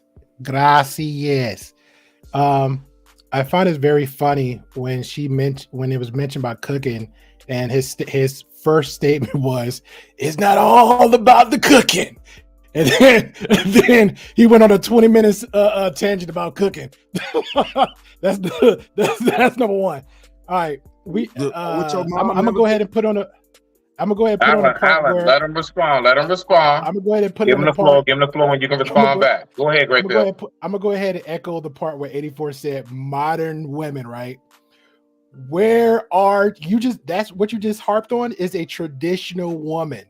Modern women, all of them, not all of them, hashtag not all of them do not know how to cook. Okay. Just like a lot of these like a lot of these nasty men don't know how to cook neither. Let's keep that 100. The same way you talking about, you go to a woman's house talking about oodles and noodles or floors set, us men see some dirty ass women too. All right. We seen some women wear some outfits top and their shoes look dirty. We seen women with the nasty eyelashes and all that other stuff. Men be wearing the ratchet stuff too. So it goes both ways. Both ways. I'm not neglecting what you're saying, though, bro. I know, but you was very tangent about the food part. I am, but let me throw this one out here as an option to people, right? I get it. If the chick, just like the man, care enough about each other You are, because this is what I'm hearing from you. You are 100% right. The counterpart would make an effort. They would make an effort. So I hear you on that one. You didn't have to say it. I hear it. But at the same time, there are some men that say, I won't do this. Like PA made it very clear what his intentions is with any woman he encounters. I'm going to do what I want to do sexually, how I like it, what I want it, and I'm going to move on, right? You have those type of men just like you have those type of women. I have met women that said, look, I don't know how to cook. I don't know the first thing about cooking. Me personally, I love to cook. I love to cook. So if I come across a woman, just so happens she does. Now, mind you, when we first meeting, dating each other, because that's where it goes. People go this long end game of their conversation as if they already a year, 3 years are married into this woman. It sounds like an afterthought of a complaint about the woman. When you first meet a woman on a date, you're not cooking. She's not cooking. Let's keep that off. Let's keep that 100. If I meet her at the gym, if I meet her at church, if I meet in public, this magical, mystical, traditional woman isn't popping up with a stove and an oven and some pots and pans in her hands and saying, hey, let me juggle all this. I got you. They're not doing that. Right. They're not doing that. You're taking her out on the date. You're going to meet somewhere public. Y'all can get to know each other. That happens over time. But if that's what you really want, and I'm speaking to guys in general, quote unquote, the men, if that's what your ideal woman is one of the criteria is for her to cook in a traditional world we live in. Let me say this again, a traditional world we live in, 2024, not 1950, not 1900s, not 1862, right now, where everything is modern, telephones, lights, tablets, smartphones, hell, they even got a smart app. So we can't make all the complaints all the time. If you come across a woman and she suits your fancy and you get past the sex and you're like, okay, she's not like the other women I dated. Let's move forward. Okay, she's not like the other woman that I had like 6 months and we're going forward 7-8 months longer. Obviously, within a 3-month span, you know if the chick can cook now. Hell, you probably know on the first date because it's a conversation. So if you know on that first date, this chick can't cook and that's on your list, move the hell on. So again, come back. Let me echo again. It come back to complaining part. Put in your head, take the L and move the hell on. Period. Brother, listen here, brother. All I'm saying is it's not just necessarily about the cooking. That's not, you know what I'm saying? Not, yeah, I brought that up. I know. I had to attack that argument. It's not just necessarily about that. It's about the dynamic of the situation. Now, you know, at the end of the day, we know technically, statistically, the best chefs in the world are men. And like a YouTube talking point. No, low key, I'm a chef. I've been a chef over 20 years now. I am a chef. If you look on my other page, not this one, real talk, I have 2 pages on YouTube. I have this page and a chef page. Real talk. I'm a chef. So, you know what I'm saying? Listen, look, I don't necessarily need a woman to cook for me. But it's the dynamics, you know what I'm saying, that happens. When a woman cooks for you, she puts her soul off in the food. Not just a soul. Like as a man, stop. Just like as a man puts his soul off in the food and cooking. But she puts her soul off in the cooking for you. It's just like, okay, I don't know if y'all have heard this type of scenario. You never want to eat a woman's spaghetti. Why? Why are you making faces? I'm trying to, I don't know. I've never heard this before. This is new to me. Okay. All right, come on. Let's take the ride. Where we going? Where we going? How many of y'all? How many of you? Oh. I know exactly where you're going with this one. Just go ahead. I would just go ahead and let you fly and play, bro. Hey, I'm gonna fly that plane. I'm gonna fly that plane because this is what the women in my family told me. Don't eat a woman's spaghetti. This is what the women, I was talking about all the way to my great grandma. Don't eat a Yeah. woman's. Why? Yeah, I'm me, still me and waiting. Alan gotta yeah, me and Alan gotta Bro, have you a got me on the dialogue. edge of my seat. Why? Oh no, no, y'all don't want to go there now. This 21st century. Oh, we in 2024. Oh The no. host is asking why. We need to know. Oh, she put the the period great juice off in the spaghetti. It's all red. Hold on, wait a minute. I wait a minute. Now, Wait a minute. Is the spaghetti sauce red? I'm lost. Where did we just go? What just happened? Stop right Hold there. on. Huh? Ain't know where we just go. Always with wings is in my Ain't know spaghetti? where we just go. It just is what it is. What? This some down south shit now. I'm in the South, sir. I'm glad I'm not. You ain't Damn. never heard it. I knew you was gonna go there. All right. Fuck Is it my that. We turn? gonna order pizza. I want him to Okay, finish. I don't want to cut him off. I want him to finish. Shit. Stop. Have any other women in the chat? Have any other women in the chat ever been told certain things? I want to hear from the women real quick. Ladies, I don't know. I've Have heard y'all of been it, but told then- certain, I don't know, superstitions about men? I don't know. And I don't project on everybody, Smitty. I've heard of that Hey, spaghetti bruh, stuff, no. but I Speak your have mind, my never nigga. done anything like that. As long as nobody threaten nobody, I don't give a shit. Y'all speak y'all mind. All right. That's gross. We don't do that silent so- shit over here. All right. So okay. So all right. So Alan said a lot, right? So Alan said, he cooks too. I cook too. He's also stated that he has a second channel. I guess he cooks, and also I pretty much have to challenge that argument. I guess shoot the link in the private chat, but that is being petty, asking for that. So I really don't care, but he can if you want to, since he brought it up. I felt like he was projecting a little bit when he said grandma told him that if your spaghetti sauce is red, there's something added into it. I naturally thought spaghetti sauce was already red, unless you're trying to like keep stewing the seasoning for like an hour for it to be dark red. So I'm a little lost on that one. Yes, sir. I didn't say it that way. You taking it out the box. Okay, I could scroll back and quote you correctly. So are you saying that the selective woman would put something in selective foods to do some quote unquote voodoo hoodoo to men? Is that what you're saying? Think about it every day. You're supposed to think about it every day. Okay, all right. So with that being said, right? So this one, all right. Going back to my projecting part. If those type of men is harping on little tangent things like that, and every woman, I can't taste their food, I can't eat their food, I can't allow a woman. Because first you was saying about the cooking, like you want a woman to cook, but now it's like if she do cook, you got to be wary of her cooking because she might put something in the food to poison or put a spell on you. That's what them bros that came up missing in Colombia found out. I'm in America, sir. You said you're in the South.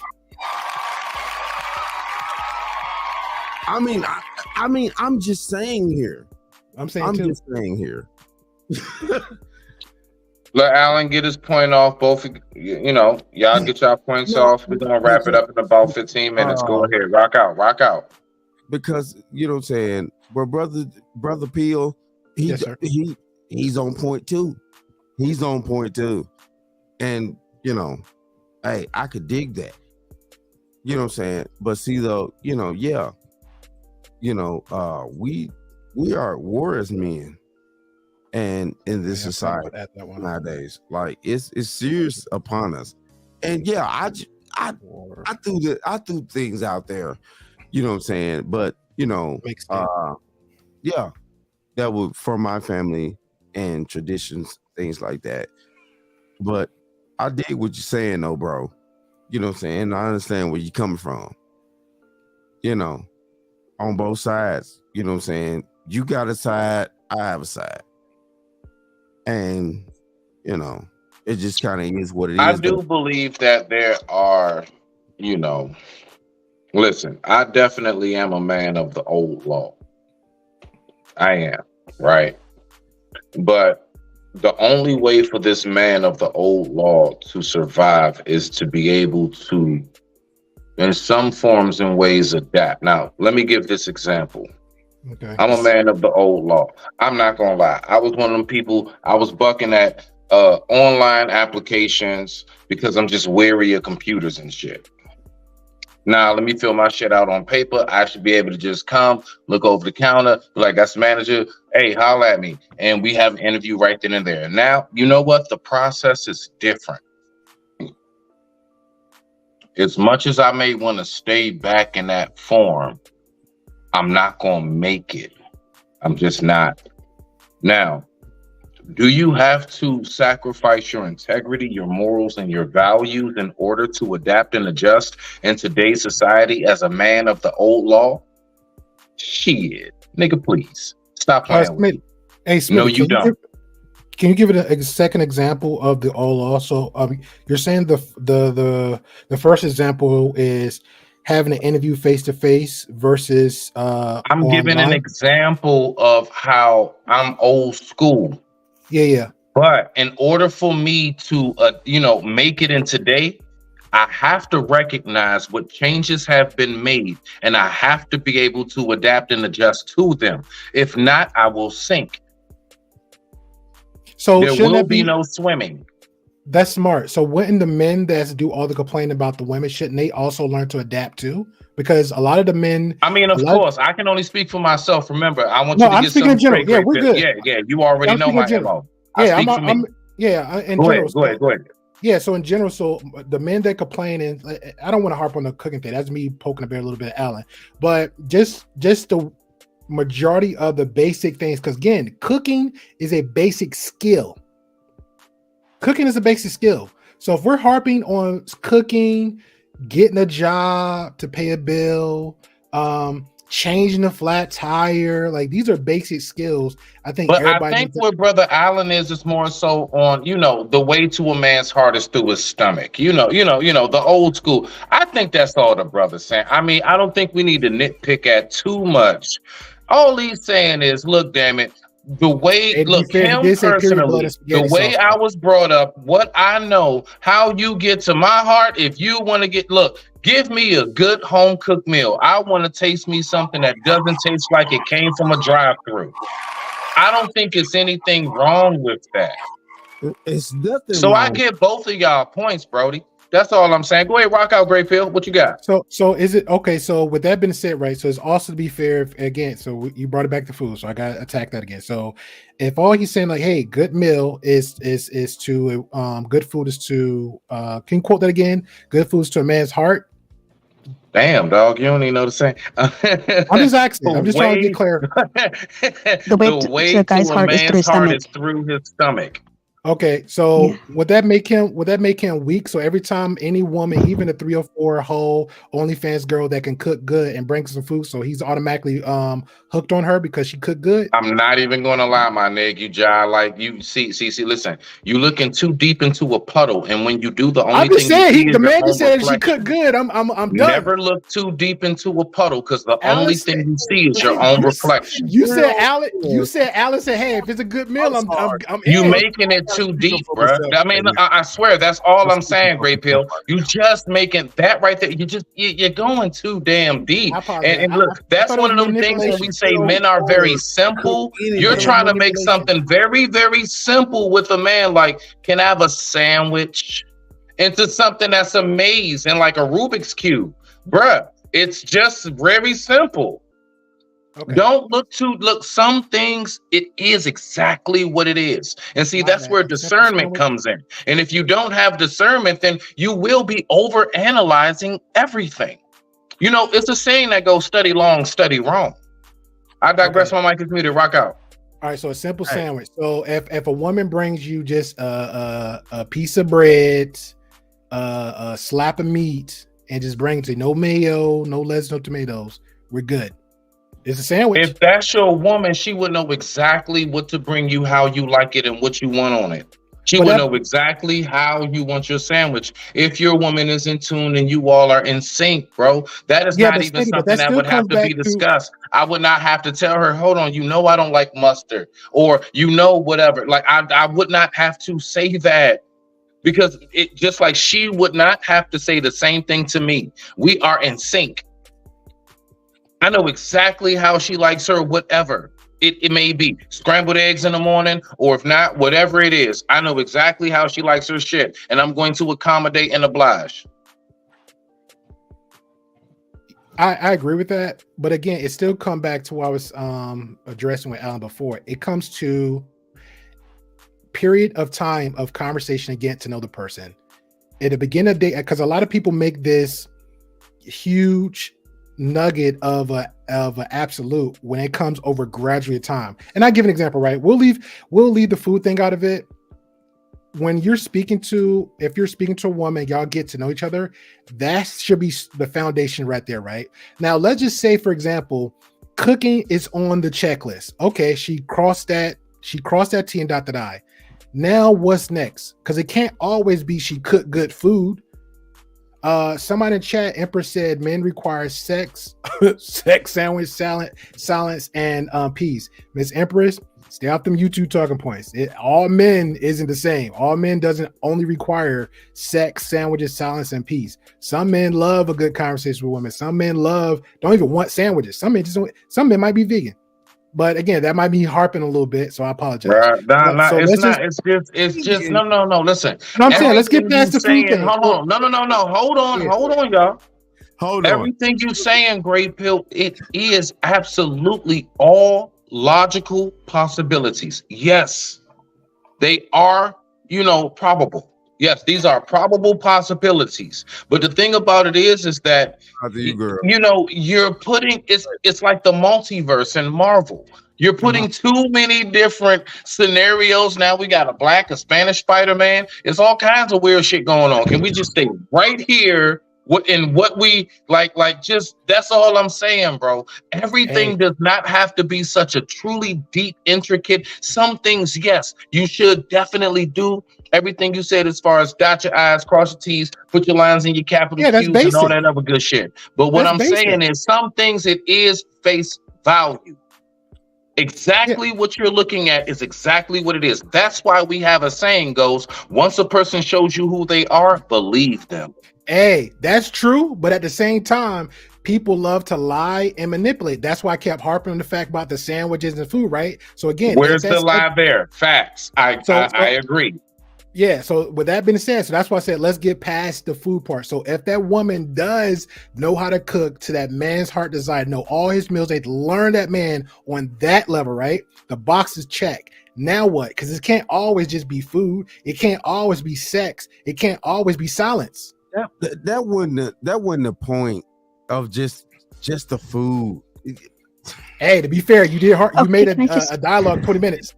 To be fair, hold on. One of the ladies got something to say. Go ahead, rock outside, right? One of the ladies got something to say. Yeah, I made it about food. To be fair, Alan. One of the ladies got something to say. Rock outside, Rex. You got the floor. Okay, I'm just gonna say what I said earlier in chat.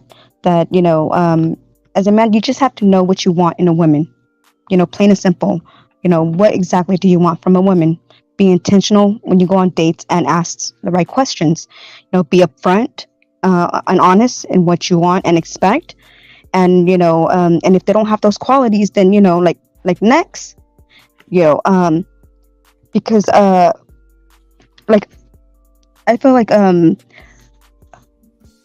if you because I'm sure that if some women like you enough, they will go to great lengths to obtain those qualities for you. But then you have to come with something too, because in a relationship everything is it's a give and take. It's not just you can't just expect her to come with everything that you want, but then you don't come with everything that she wants. And I understand that that you guys think the women are delusional, they expect too much, but no, I think the average woman just expects like what Great Pill said, that the basics, like just helping out, love, loyalty, just simple stuff like that. And of course, if you want her to be a traditional wife, then yeah, make sure you earn enough to pay for everything so she could, be a stay-home wife. And yeah, and that's it. Thank you. All right, respect. All right, go ahead. Gray pill, whatever. Yeah. Y'all can rock out. 5 more minutes. Oh, we're good, man. I'm gonna step down, so we got 5 minutes. And closing, overall with the conversation. Appreciate the back and forth with PA and Alan. I'll just say this: just learn the person that you're with in the beginning stages of a conversation, because I always preach this a lot. I say date or court with intent. If you are in your late teens, because let's be honest, people's dating and screwing at age 13 to 14 and on up. So understand your intent when you're getting with the person. Women understand your intent. Men understand your intent. I think PA, even though he's probably throwing back the wine, I feel like he's the most transparent person on here with his intent as far as with the women. So I appreciate from that. But that's an example. Just be transparent and honest with your intent when you're meeting somebody. If you just want to have a casual whatever, just be upfront and honest about it. If that person's the person you want and you're not going to go no longer with exclusivity with that woman, it's going to be doomed to fail, and then it's going to be lies and manipulation down the road.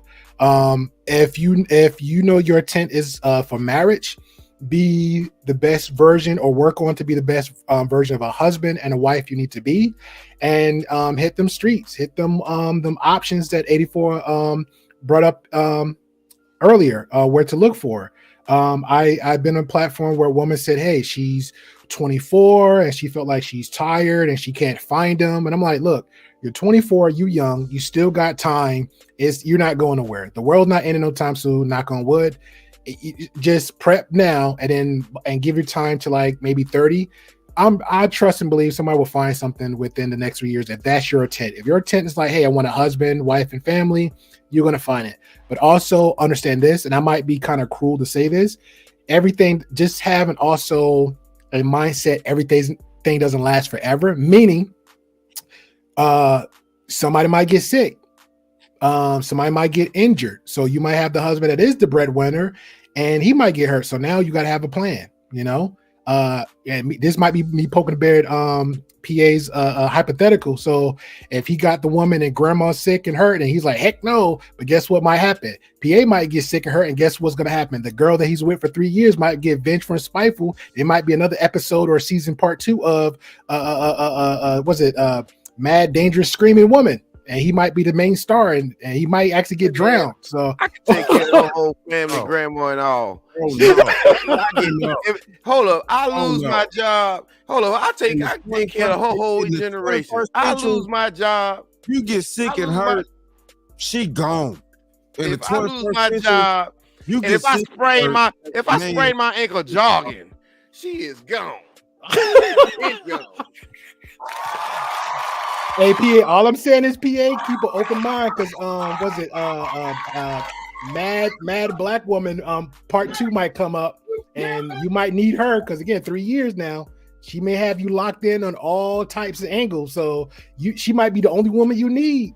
All right, but I'll leave it like that, sir. Thank you for allowing me to come up to have a conversation. Nah, man, no problem. Anytime, man. Yes. I promise everybody down. Let me say this, because what we're gonna do is we're gonna get to and look, everybody, please keep it about a minute or so. We're gonna get up out of here and wrap it up. Alan, PA, Tika, and around the board. Go ahead, give your final thoughts and whatever it is you want to say, and we're gonna go ahead and digress this mic and mute it for the evening or more night. It's more night. Yeah, there we go. It's morning, but still night. I digress. My mic is muted. Alan, you got the floor. Final thoughts. Final thoughts. Jam. Hey, it's shit. We dealing with a whole situation out here that, I'm not saying it's no good women anymore or no good men anymore, but it seems like that the decent people can't get in contact with each other anymore. So everybody, That's because all the decent people aren't out where all the locals are generally. We are in like hidden corners and spaces. It's a little more difficult to get in contact with folks like us because of where we reside. Rock Right. out. Right. And that's just the truth. You know what I'm saying? And it's just not gonna work.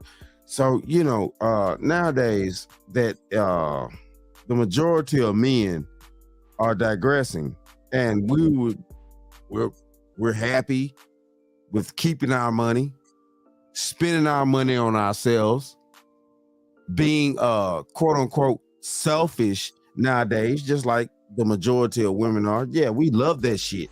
You know what I'm saying? I'm sorry. Like, I'm just being honest with you. You know what I'm saying? I'm just being honest. The good men are getting money, and we love ourselves.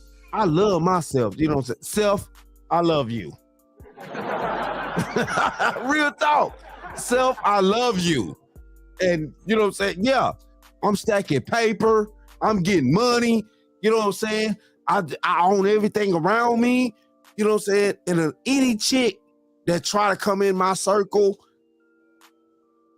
if you ain't gonna comply to what I have to die for, then shit, it's no way around. You'll thank me in the morning. All right, respect to that. Hey, respect to that man's mindset. PA, it's on you, Lady Tika. And we're gonna go around the board. Soap, I don't know if you want to go last or not, but yeah, go ahead, PA. That mute button hard to get on my system. Okay. I mean, thoughts is like I said, I mean, some things I might have been kidding, most things I said I wasn't, right? So your in-laws can't stay here, man. Look, you don't have to communicate that. You know, it's hard enough to keep her funk ass there without kicking her out. You know what I'm saying? And now she want to bring somebody she related to. Come on, man. She asked. That's a lot to ask, ladies and gentlemen too. She been sitting there trying to do something else to your spaghettis. And why would you want a woman to cook for you? Hold up, time out. And number way, a way to the man's heart is not through his stomach, it's through his nuts. Now, why would you want a woman to cook for you? Now, yeah, I know this is kind of funny, but this is serious. You know, men, we have a hard life out here, man. And some of these punk ass, I'm trying to do YouTube friendly words. These punk ass niggas, I said it for you. Rock out. See how free I am. That you ladies like to date, ain't got no heart, but they trying to be like real cats, real niggas out here. They just went out there and just lost a game, a sporting game, because they trying to play sports. They just got beat. So they pissed, they mad. Then they went and say, you know what, I'm going to just let some steam off. I'm going to go shoot some dice. They just lost all their money shooting dice. Now they done showed up at the doorstep. Now they look at you dead in your face after they done took them 2 L's. And they going to beat somebody up that day. So they going to super sock you and then sit up there and say, Celie, get my shave, woman. And then after that, after they done all that, then they gonna say, now get up and cook. Do you know what's gonna be in your food? Men, fellas, do y'all know, y'all really want a woman to cook for you? I don't. I'm gonna be like, baby, I already ate. Now, you know what I'm saying? PA, if Bobby's World was a person, I swear on life. Tika, rock out.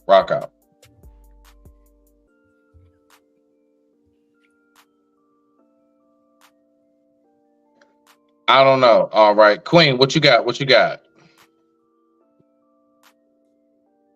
Queen, going once, going twice. I'm here.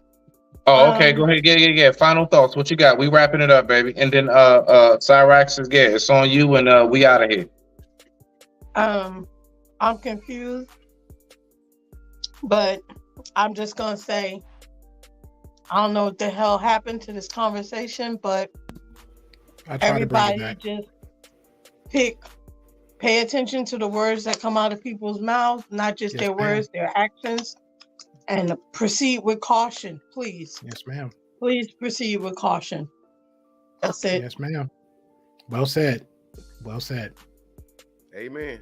I agree with that. Okay, Cyrax, it's on you. It's on you, lovely lady. What you got for us for the evening, and we're gonna get up out of here.